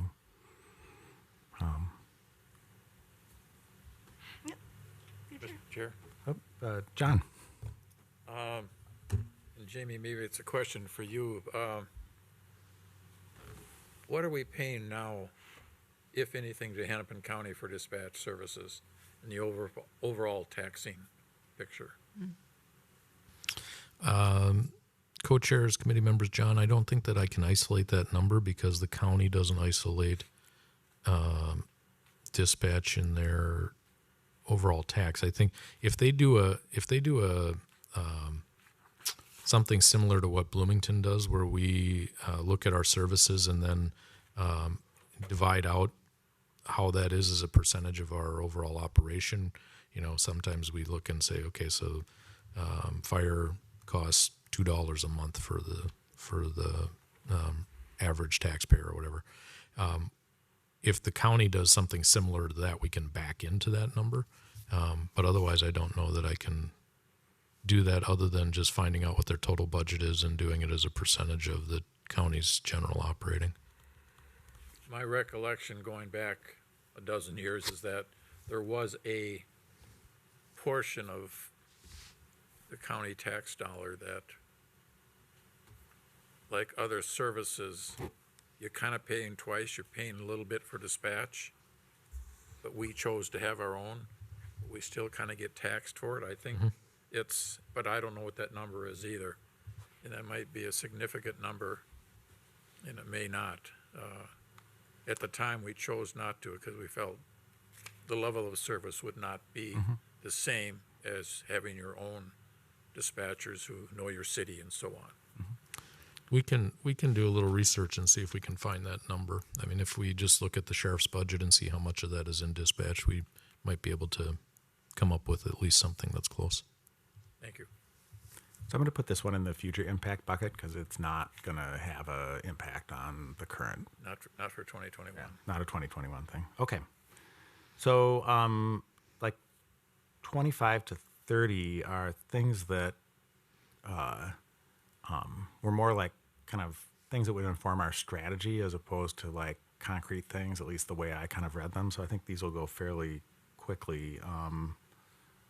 First one was there was a suggestion to diversify income sources to not rely so much on the hospitality industry. I think at least from my tenure on the council, and I suspect it was the same for Neil, is that was always a goal to have diverse revenue sources. And in good times, other cities would have considered more hospitality as the epitome of diversity in your tax base.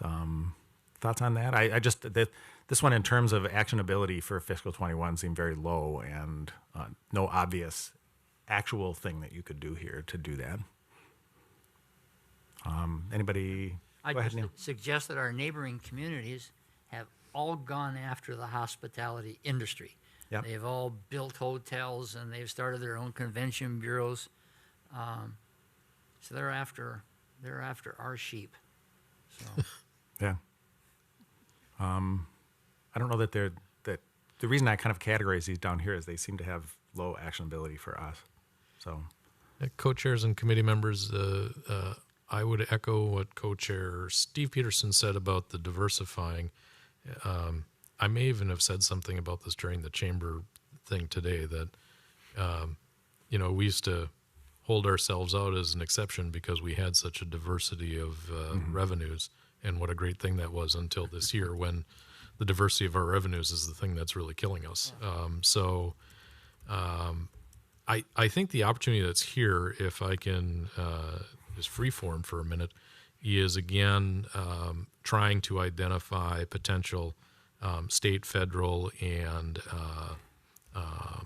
foundation funding for things that maybe we are not tapping into to the extent possible. I mean, if there's a revenue source to be identified that we are not using right now, I think that's the primary place. Another one that might come on this list would be a local option sales tax, which we've had some discussion of off and on over the last couple of years at the council level, as we've seen other cities around the state of Minnesota get legislative approval for a local option sales tax.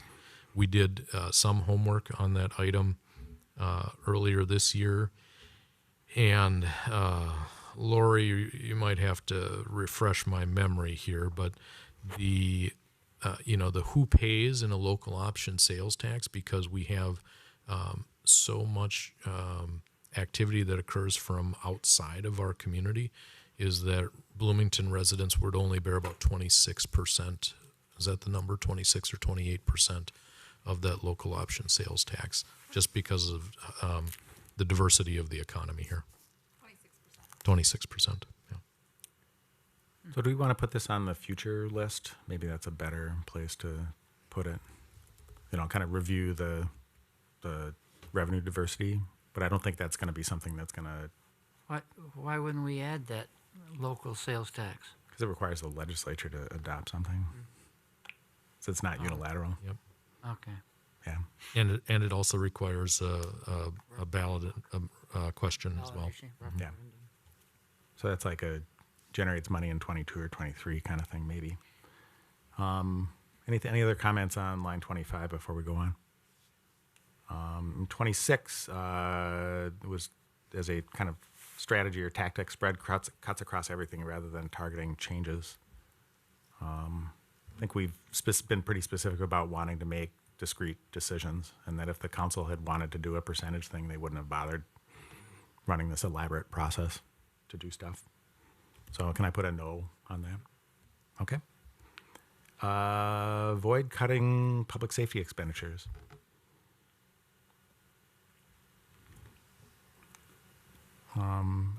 My reaction on this, Akia, yeah. No, just a question. Does this mean police, public safety, or what is this? I think police and fire would be what we'd consider public safety expenditures. I think in general, it's been our philosophy that we're not putting anything outside of the scope of potentially being cut. Is there anybody who wants to change that right now? Well, I'd be very protective of public safety, of course, but Yeah. I'll let you guess why. But again, Mr. Yeah, Chairman, Neil. those are huge numbers in the budget process, and that they have to be in our process too. Okay, so I'm not hearing a consensus that we would adopt that one. Minimize public works reductions. Does that same general philosophy apply to that? That's a big number in the budget too. If you took public safety and public works out of the mix, it takes what percentage out? How much of a budget? I think that's about 64% of. I was going to say the budget. 2/3. Maybe like Farmington. Yeah. So are people okay with me putting no on this one also? Okay. Staff reductions. I don't think. Follow up on this. Sorry. Which on this one or on the previous one? The reduced staff. Oh yeah. Okay, go ahead. Because we talked about this earlier, so I wrote a note about it just because I guess the consensus was that we should do. The note said that a targeted salary review to determine where we can make cuts. But I guess I need clarification on what we mean by a targeted salary review, because if we were to make cuts anywhere, it wouldn't just be like, oh, this person makes 100,000, this person makes 6,000. It's this position within this department doesn't make sense because we're trying to consolidate or something. So I guess from our point, like I think it was like number 10 or something about the salary cuts, I still have questions. Yeah. Because you're not just going to cut salaries, you're going to condense or realign positions. So I think that the general approach that we've talked about as we've gone along has been that we're looking at things that the city does, and we're saying we're either going to ask for less of that or ask for none of it at all. And then that's going to have implications on how many people we have, and that we're not going to shy away from conversations like that that have staffing implications, that we're neither going to optimize for getting rid of lots of people or optimize for preserving staff, but we're going to look at the services, and the staffing thing is going to fall out of those conversations. The previous item that we had was about making sure that our current kind of compensation policy reflects marketplace wages for different kinds of specialties, and the city probably has easily probably between 50 and 100 different job classifications, and each one of those is kind of a separate market for services, and so that has to be done at the kind of job classification level, because you don't want to undercut if less salary is necessary. You don't want to undercut in some areas and overcut and end up having a situation where, you know, for particular specialties, you're not paying the market rate for things. So I think our goal is to make sure that we're trued up to the market rate on salaries, wherever that ends up landing. But I think on the staff reduction, that's completely in the scope of what we're doing. It's just we're not talking about a staff reduction number as the number for a target. We're setting budget goals, and then the staff reduction comes out wherever it comes out on that. Is that consistent with what people are thinking? Okay, so what's my best label for this? How do I want to describe that? Implied by service reductions. Does that make sense? Mm-hmm. Okay. No more building hotels.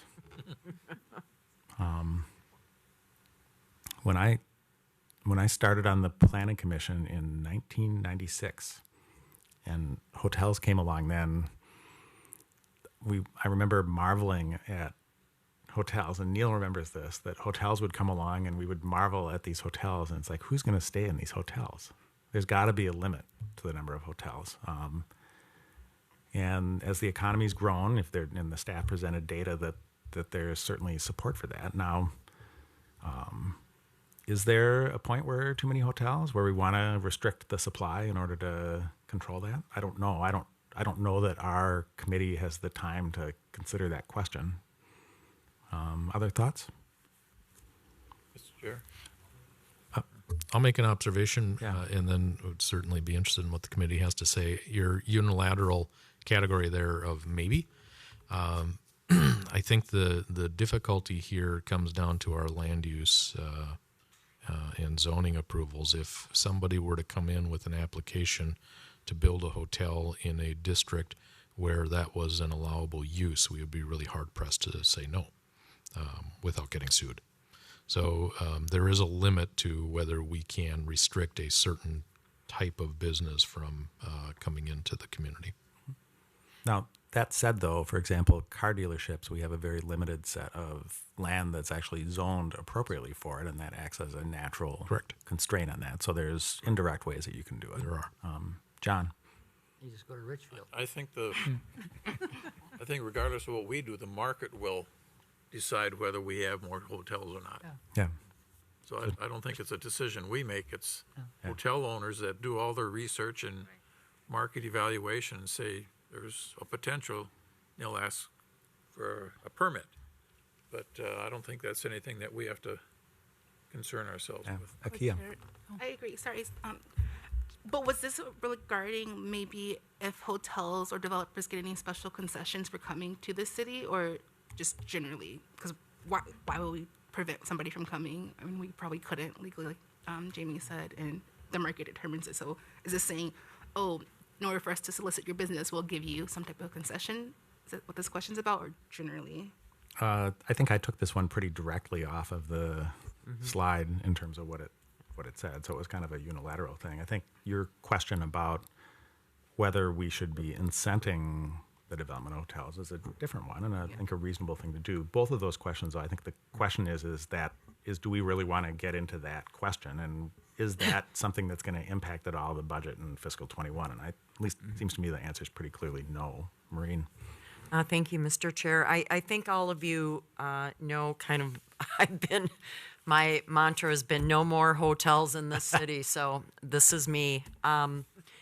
And I do agree with the city manager about, land use, and we cannot necessarily restrict these projects. But I think what we can do is looking, into the future, looking at land use. If it is a hotel, is there opportunities to do more of mixed use? For instance, over in Edina, at the Edina Westin Galleria, they have condos. And so those are, I think, opportunities that I think would be potentially worthwhile to look at. It's just not, throwing up another extended stay property or limited service. The market's been flooded with those, frankly, and I just don't see that. Like somebody said, the market's going to dictate. So it's not that I don't want hotels. I think if we're going to do that, let's be more creative with the developers to make it more useful for us if we're going to go into, because look where we are.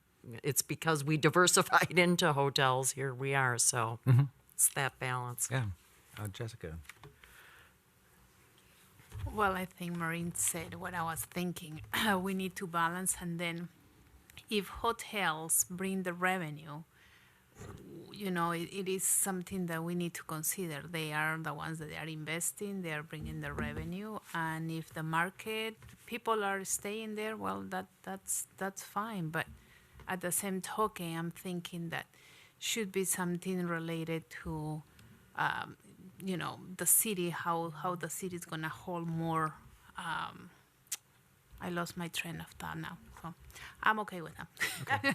So I'm gonna put this one on the no list because it's really pretty clearly not in our scope. Okay. So we kind of worked through there. What I want to do is I want to take a 5-minute break, and then what we're going to do is to see if there's any final ideas that we want to put on the list, and then after that we will go and talk about the budget scenarios. Okay. So we'll be back in 5 minutes at 8:50.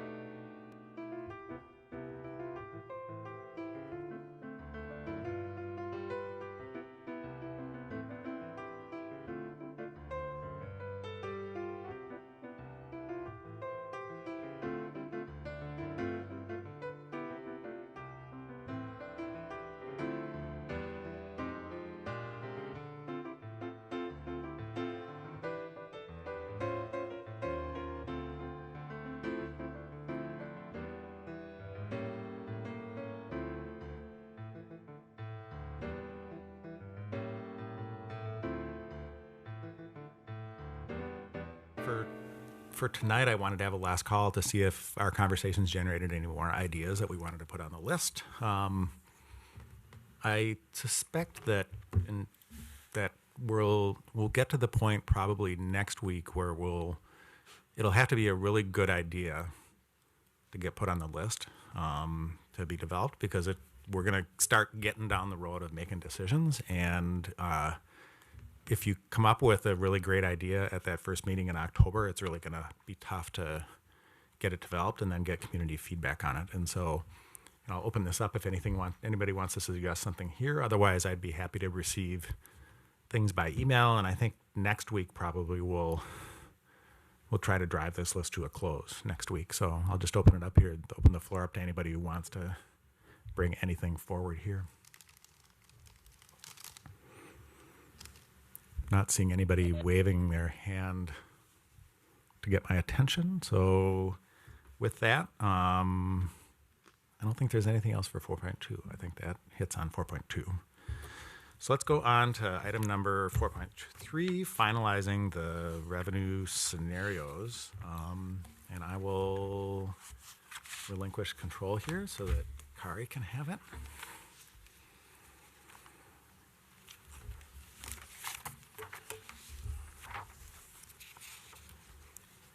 And in the hallway, I promised somebody that we'd try to be out of here at 9:30. So just to kind of set a frame on that, I think the question's pretty straightforward, but we'll have the presentation and then have a conversation. All right.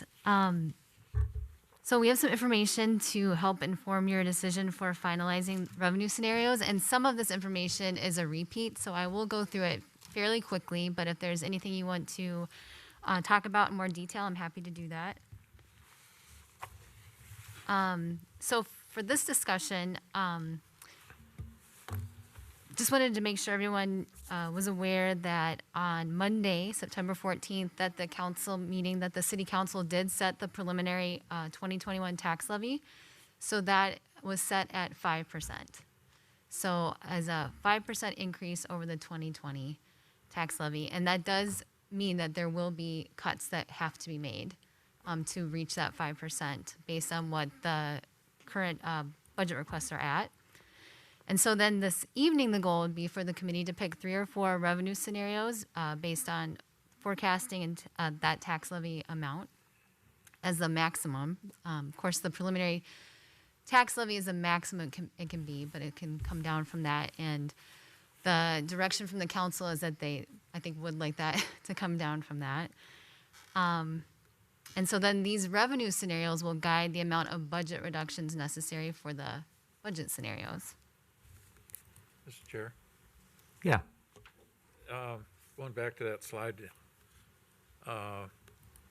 that says 3 or 4, and I think we've pretty much, best, medium, and worst.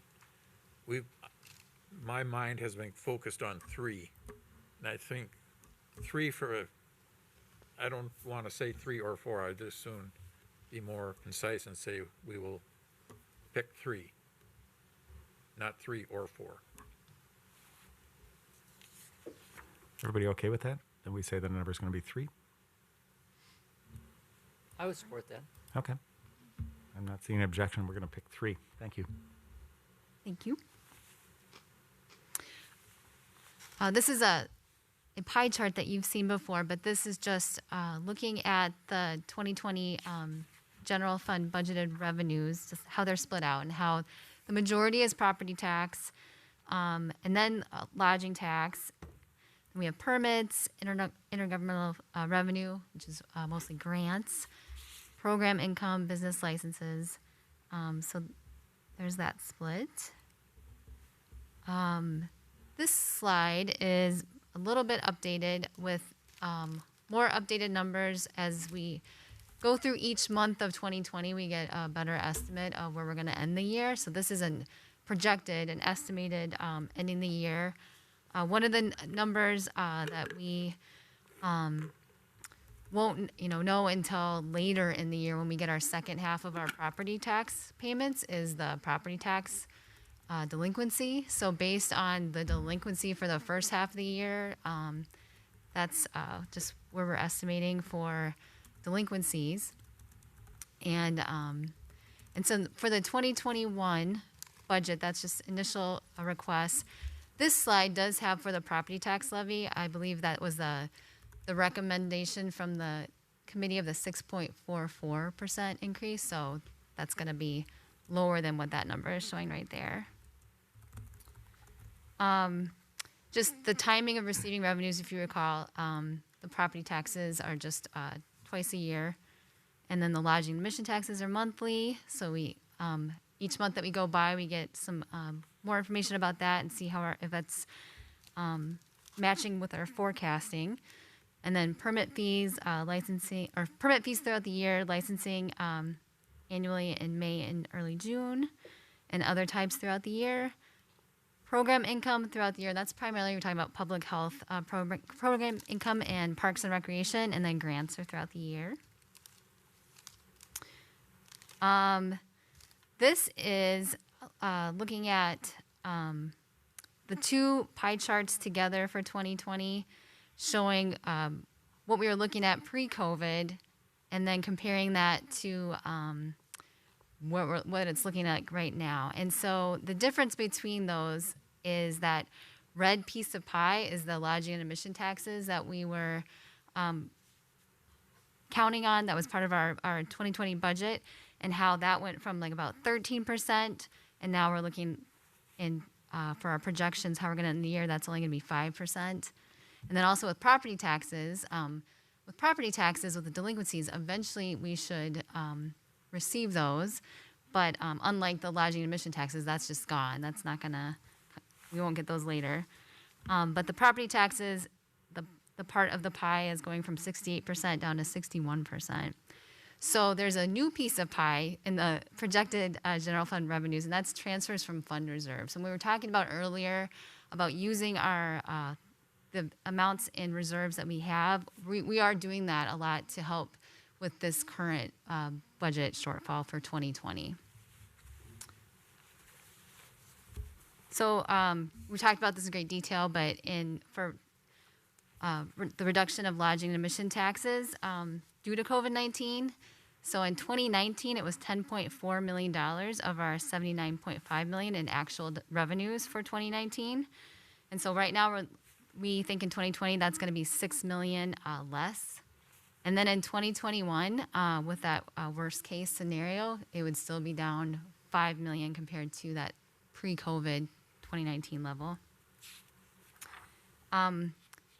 We can talk about this more if you want, but this is more the detail that we went over before about the analysis that the staff is doing with Shane, the Port Authority Administrator, and assessing community development, finance, looking at a lot of different industry indicators like Smith Travel Research and other indicators, just to inform those worst case, best case, moderate case. And it's changing each week as we get more actual information and then just more industry indicators.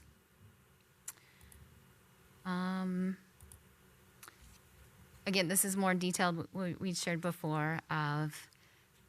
So what's coming in to determine the reductions necessary. So if we're looking at that worst case scenario for 2021, we would only be bringing in $5.1 million of lodging and admission taxes, so 47% less than 2019, and 47% less for lodging taxes, 66% less for admission taxes. And you can see for the moderate case, that's slightly better. This I don't think we've shared with you before. This is just to show in the Great Recession when lodging and admission taxes took a dip. They did not decline by as much. I'm sorry, they declined more. They did not decline as much as they are now. So back like 2008 to 2009, they declined by about 18% as opposed to like 60% reduction. But what this is showing is how it took about 5 years for it to come back to where it was before the recession. And really admissions, did not do that, fared pretty well. Whereas it's a different situation now with, for example, like Nickelodeon Universe being closed during the outbreak of the pandemic. So that's the lodging and admission tax revenues. And so non-tax revenues, just as you've seen these slides before, but just other things to think about in revenues for permits. Here is a graph from 2016 to 2020. So you got the 5-year average. 2019 was a banner year, and 2020 is still over kind of a 5-year average for permits from January through May. And then here we have just permit revenues, again, from 2016. You can see 2019's very big increase there, more than the 2020 budget. And then the 2021 budget we're projecting it to be lower than 2019, but higher than the 2020 budget. And then 22 budget's more conservative.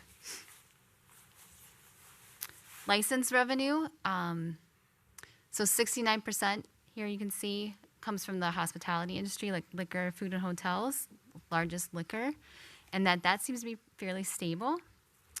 But here's just you can see the dollar amounts of different types of license revenue. Different categories of program income, just to show you that, with public health being the most, and then followed by recreation programs.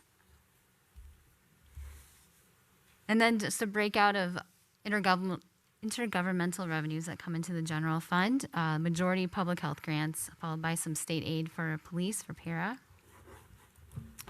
And then property taxes. We've seen this slide before, but just to show kind of differences that we've had historically between the preliminary tax levy that's set in September to where the council, where the final tax levy increase is in December. And you can see typically it does come down.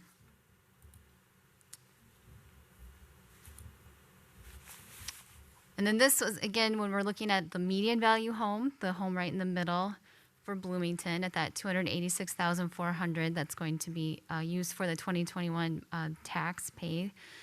And that for now in 2020, that is an $89.73 per month. And you can see at different tax levy increases how that median value home would be affected, how it would be impacted.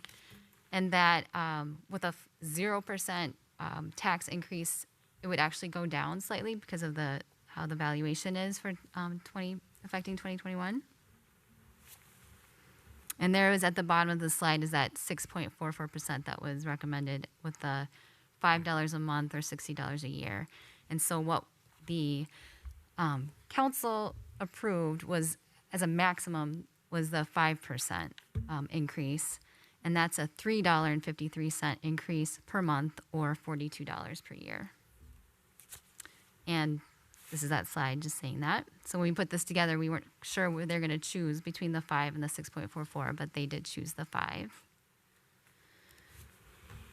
And then how that breaks out for just examples of rental properties. So also keep in mind, and so for the 5% at that max, these are just examples of different rentals. And so for a new construction senior co-op, it would be a 5% increase in the tax levy would affect it like a rental by $7.50 per month or $90 per year. And new construction rental $5 per month or $60 per year. And then an example of some naturally occurring affordable housing, a 5% tax levy increase could be about $3.60 per month or $43 per year. Here's a slide that we've looked at before about, we actually took the best case off of this slide. I think the more analysis we're doing with the city staff, that we're kind of focusing more in on, worst case, moderate case, but that best case isn't looking as realistic or something that we should budget on, so we don't have it here anymore. But this was when the 6.44% was the most. Like with the worst case, that was still going to be a $648,000 reduction. So if you're looking at an example on this chart, we can come back to this. The worst case with a 5% levy increase would be a reduction of $1.6 million. And if you went all the way to no tax increase, that's a reduction of $4.8 million. And that is the last slide I have. So with that, I'll turn it back over to co-chairs Steve Peterson, Neil Peterson. Thanks, Kari. So really the question that we're trying to answer tonight is, I think there's two parts to it. One is kind of what's the levy percentage structure of things, and the other question is whether we're going to, we had talked about using the worst case as our kind of baseline assumption and whether we're going to continue that. And I think what we're looking to try to do tonight is to see if there's consensus around a proposal on that. Based on the previous conversations that we've had,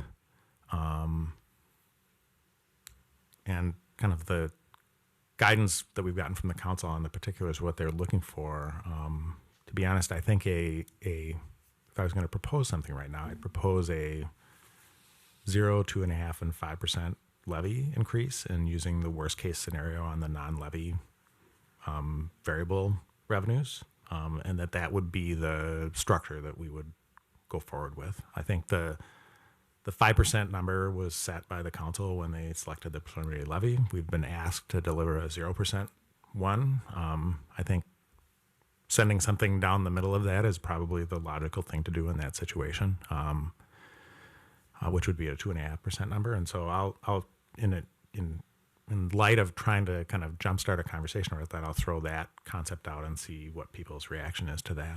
Neil, did you have something? You're looking quizzical at me. Yeah, I'm quizzical about the process. We've been here for weeks and weeks and hours and working on it, and all of a sudden I'm hearing the council has arbitrarily set 5%, and so they're telling us to deal with it. And what in the hell have we been doing around here for all these weeks? I mean, all of a sudden I feel like we've been usurped. Am I missing something? Am I? I think we presented them. I'm kind of flabbergasted. All of a sudden they're saying, okay, you got 5%, that's what we're going to do, no more. And now we're going to just adapt to the 5%. So why have we been playing this game? I think our input was, we went with a number that was That was weeks and weeks ago, Steve. Yeah.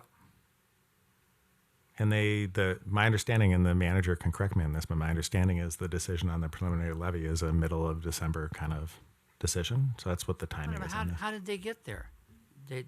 Agenda item 7, and they spent 15 minutes, and they give us the number, Actually, and we spent 15 weeks. It was, I tried to watch it today in between meetings at work, and it was 90-some minutes long, and I said, I'm not going to watch a 90-minute council meeting segment to do it. So I haven't watched it yet, but I watched the end to see what the conversation was around the vote. It was unanimous on the 5% number based on the input that we had. So I think they just weren't comfortable with that 6.44% number that we came up with. Well, we weren't either. Yeah. But we haven't concluded our work. Yeah. I don't think, but obviously we have. Yeah. I think coming back to the question though, I think what we want to do now is based on that practical constraint on what we can do. What do we want to pick going forward as a set of options we're going to send up to the council? Well, are they going to be as arbitrary on their decision about our recommendations? I mean, what are we doing? Yeah. I don't get it. I mean, I don't know. Maybe it's because I'm late, but I'm kind of offended. But all of a sudden, we're just kind of handed this thing, and so okay. Am I being unjust, John? Speak to me. I would never call you unjust. I did watch the meeting, Okay. so I think I have a certain sense of an observer's sense, just an observer's sense. I gathered what I was watching was a group of people that are feeling in this community that the tolerance for, through their lens, the tolerance for a perceived significant percentage levy increase, meaning probably in layperson's terms, tax increase is very little in this pandemic. And I think that,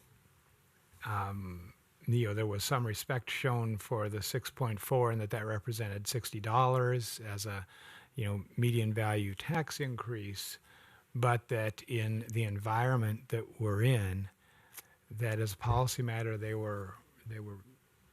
they've reached the conclusion, not any one individual, but several individuals, that this is an environment where the people that elected them just don't want to see that tax increase, and that their appetite is so far below the 6.4 that to humor us with a 6.4 would not be productive.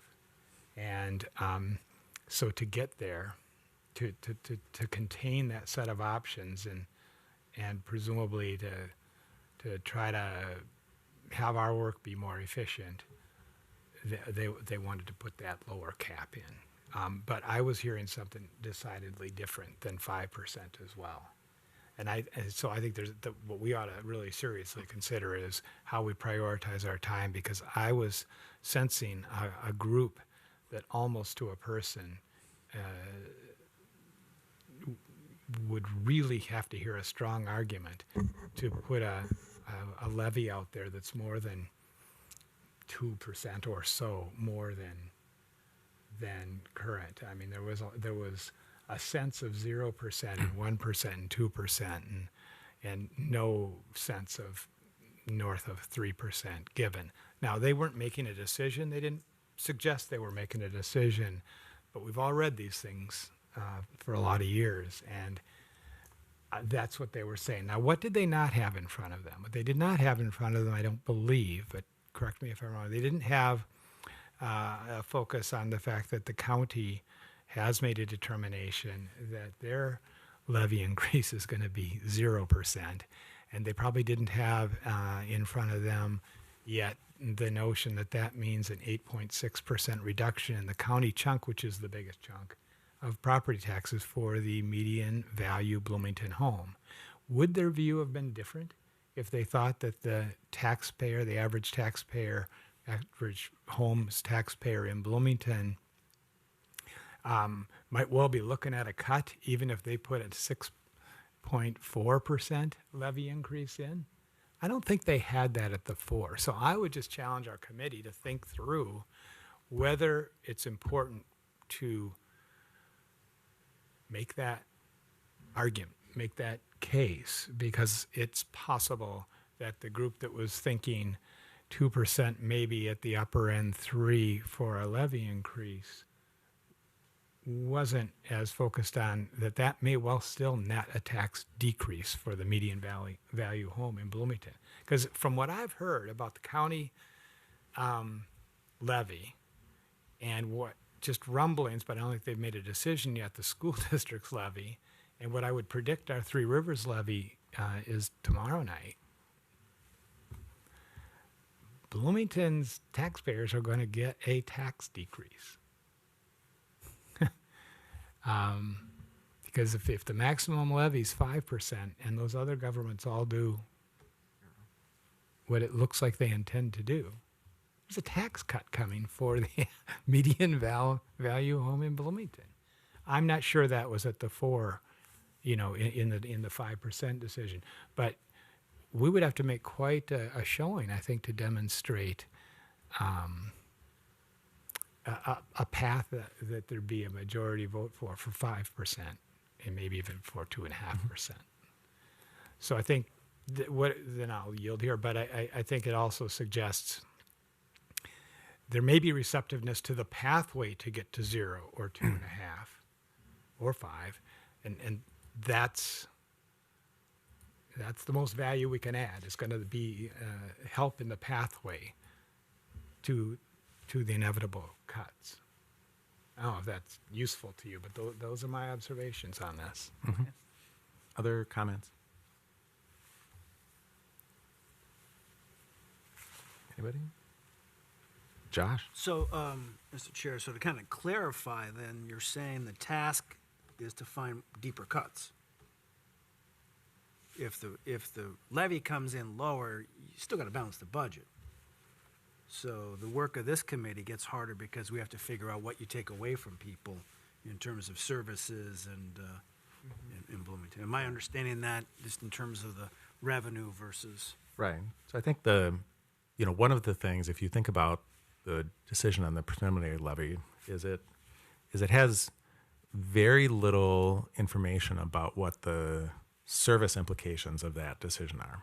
You're making that, and if you remember the conversations and, people expressed frustration with it because you had to pick a number without having gone through this detailed spreadsheet, and they're in the same situation that we were in with regard to that.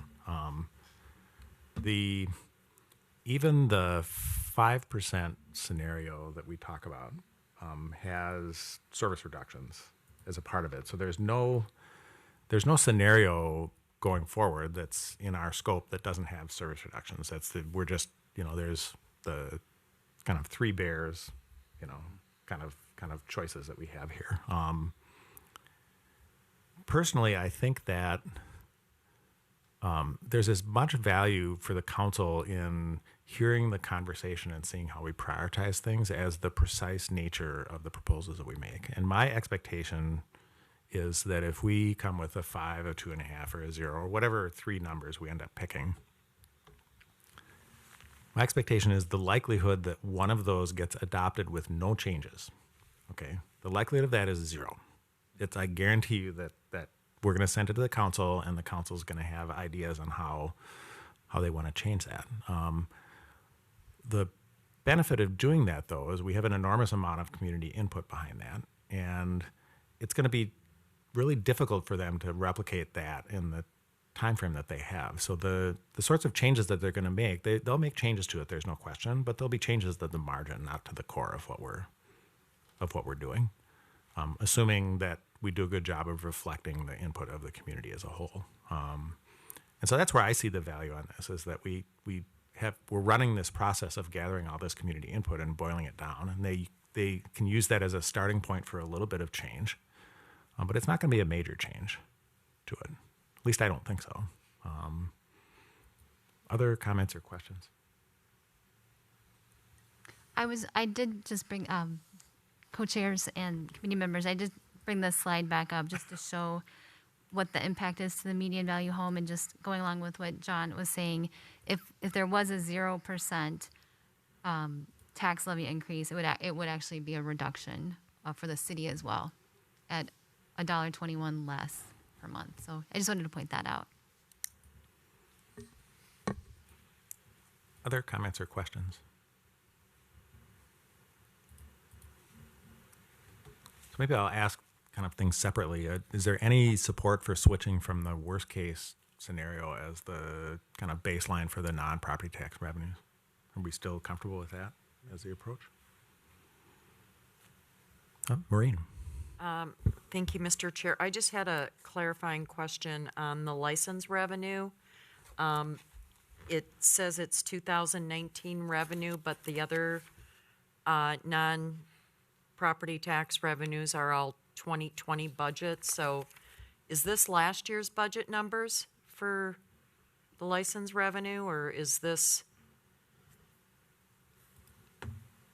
Mr. Chair, yes, it is 2019 revenue. We pulled these slides from earlier presentations shared with you, and that was the data we had at the time we created it. So we don't have a projection for license revenue for 2020? We do have a projection. If Kari goes back to, I think, the first slide of the presentation.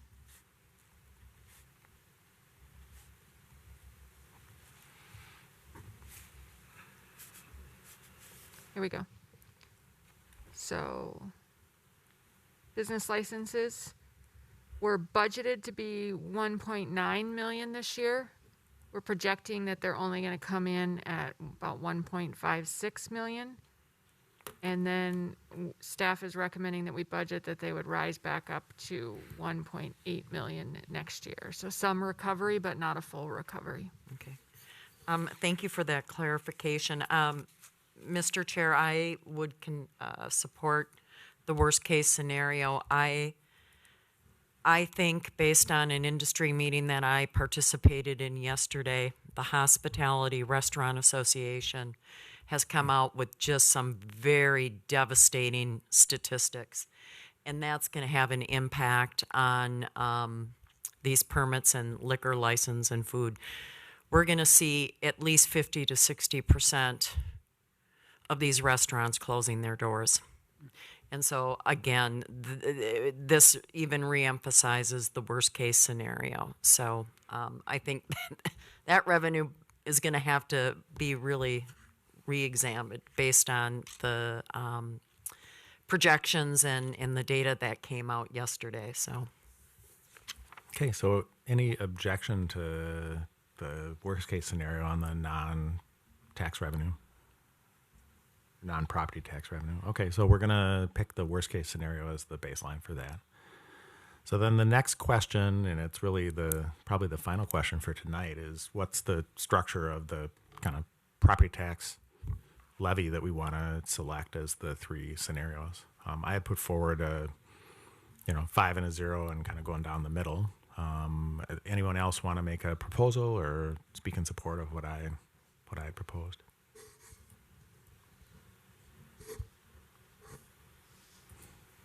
Maureen. I'll go for it.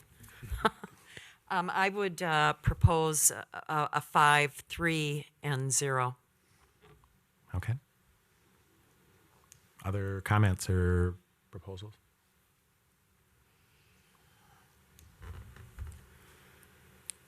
Go for it, John.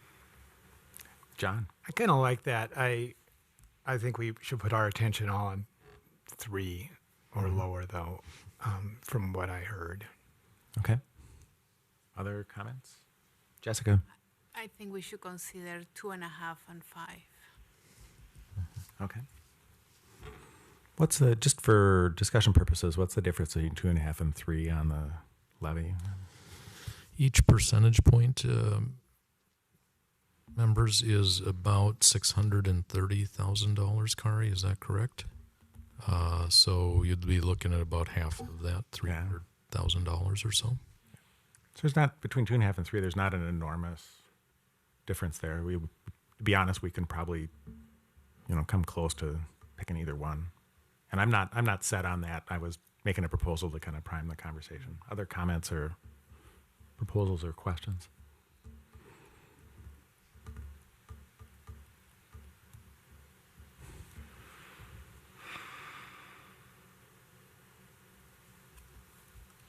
I think I kind of have a question. I didn't listen to the meeting, sorry, Chair, yesterday either, but from the council's conversations, did it seem apparent to them, or is it even apparent that maybe lots of people have lost their jobs or have had reductions in hours so they just don't have an income right now that's significantly impacting them in Bloomington? Or what was their, oh no, we can't really go for the $60 or 5%, or sorry, 6%.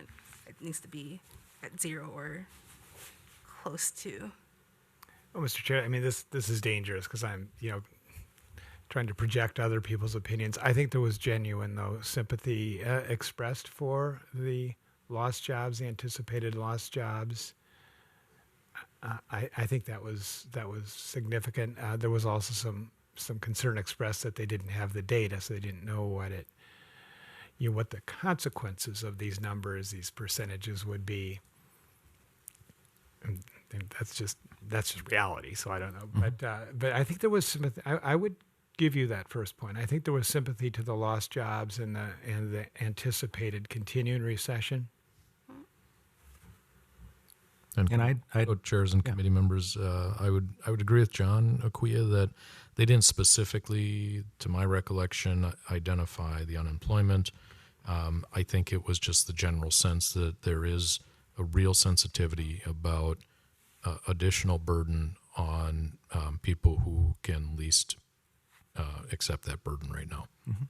So we have been sharing with them the same data that you're sharing or that you've seen in terms of the unemployment in Bloomington compared to the region and those types of issues, the information that you all received on the demographic data and the housing market. So, the percentage of people here who are cost burdened by rent and or taxes, that information has been shared with the council as well. So they've seen most of the information that you have, and I think they're interpreting it As I've understood this committee's discussion, I think the council is interpreting it in much the same way. Has there been, discussion on, I know they've tasked us to come up with like these potential solutions or whatnot, but have they vocalized what they thought potential solutions could be, or that they would anticipate enacting for city staff then, if the reduction is at, if we maintain, which that would be a reduction in the contributions from the taxpayers, but like if we maintain a zero balance, like a 3% balance, then there's significant cuts that need to be made in city operations. So then absolutely going to really significantly affect our amenities, our offerings. That's not a good thing either necessarily.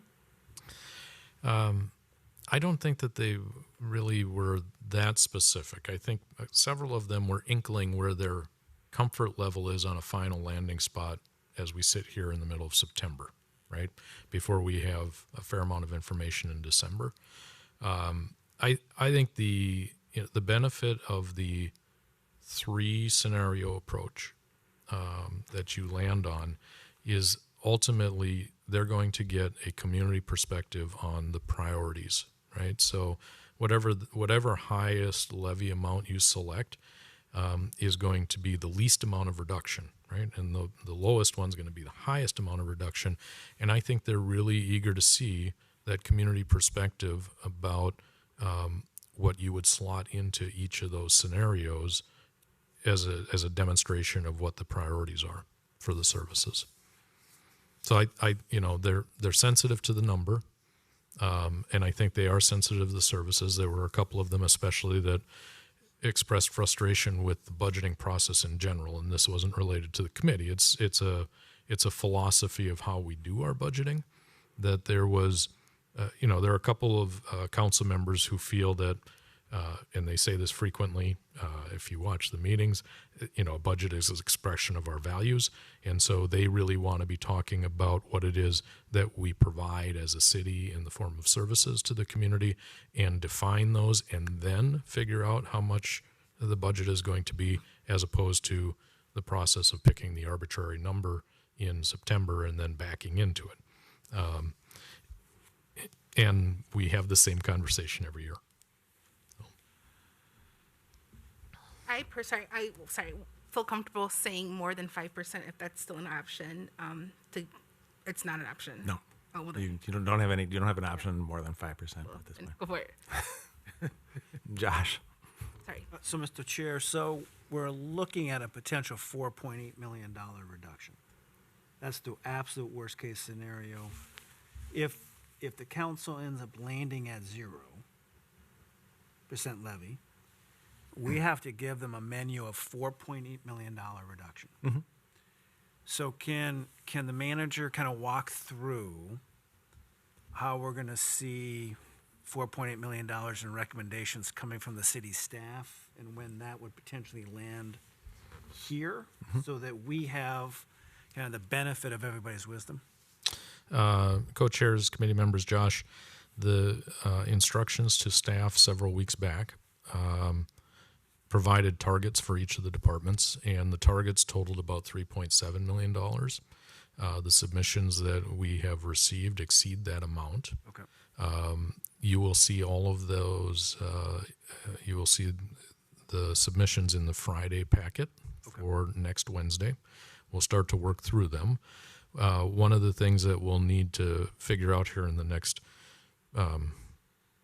36 hours before the packet goes out is how to incorporate the committee/community ideas in there.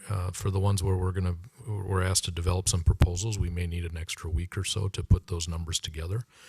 So you'll see the staff generated ideas, and then we may have to just follow up either next Wednesday or next Friday with the numbers related to the community and the committee.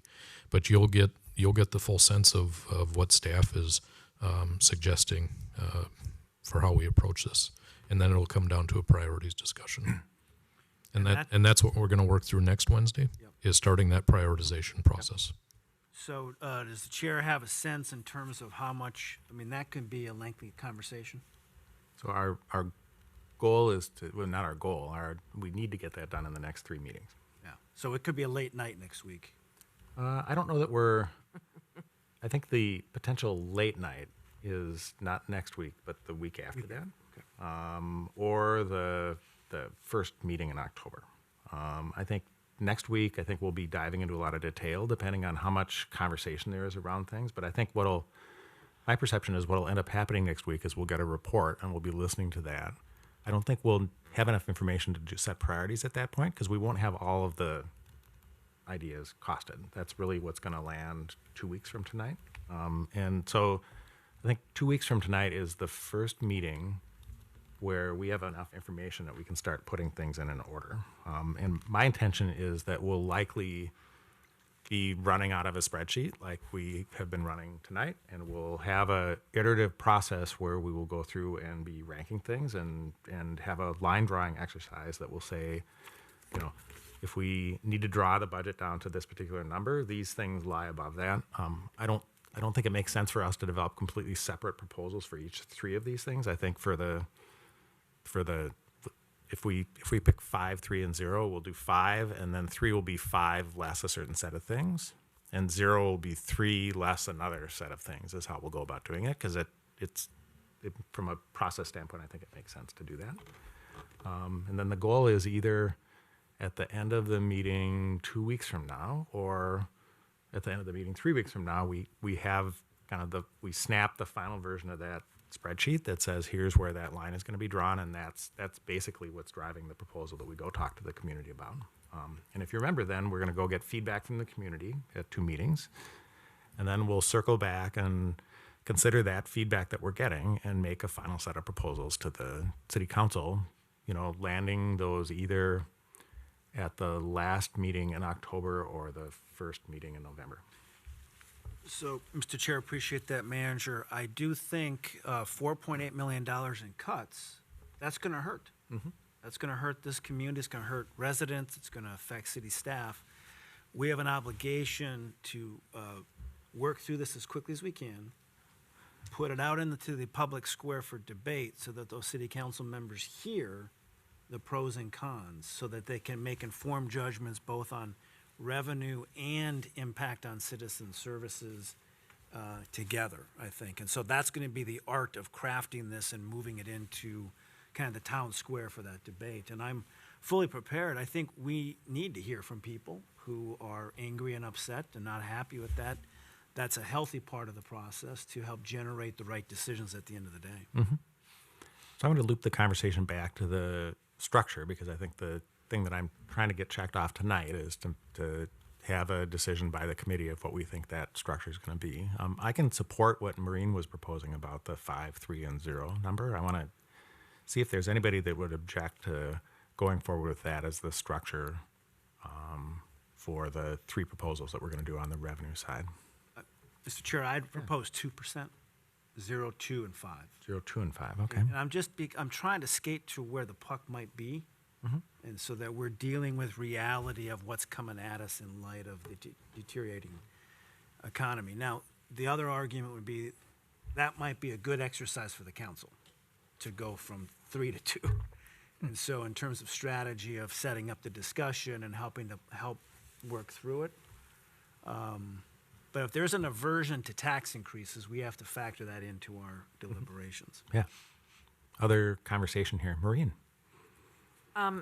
Mr. Chair, I keep on going back to, I think it was John, the median value home. It's a tax reduction. They're going to be getting. Well, we'll start with Mr. Chair, if I could. Unless I misunderstand this, Yeah. the net effect of a 0% Hennepin County tax levy increase is a decrease in the county piece of the tax bill for the median single-family home in Bloomington. Correct. $101. $101. Mm-hmm. And that's the slightly largest of the 3 pieces. Yeah. So if we did a 0% City of Bloomington tax levy increase, we would further reduce the median. Yeah. Now, we're not likely to get to zero. Maybe we will here in Bloomington, but at about 2% or 3%. Depending on what the school district does, I suppose, but all the indicators are they're going to have a fairly modest levy increase. So the median family home's going to get a school property tax decrease as well. So that the property taxes are going down in Bloomington. Yeah. It's that. The other thing I just want to point out is that I know I've been trying to drive us to a decision on this, and one of the things that to consider is that in the end, if we're looking at the middle proposal and there's a particular activity that the city does that we really want to put in there, and let's say we picked 2.5 at this point, and we get to that point and we're looking at 2.5 and we're like, gosh, we really want to have this thing in there, and the result of that is it goes from 2.5 to 2.65 or something like that. There's nothing that prevents us from doing that. What I'm trying to do is impose some structure on this so that we can drive to a consensus around 3 proposals. But in the end, if we, obviously at the 5 end, that could come out lower too. We could say, well, we can accommodate these things, and the top one ends up being, when we've looked at the data, that it ends up being 4.8. There's nothing that prevents that from happening either. But in terms of kind of driving a conversation and saying, okay, here's where we're thinking that the line is going to be cut, that's what I'm trying to drive to tonight. So. And Mr. Chair, my point being is when we first started this whole exercise, we were looking at the median home to have a tax increase.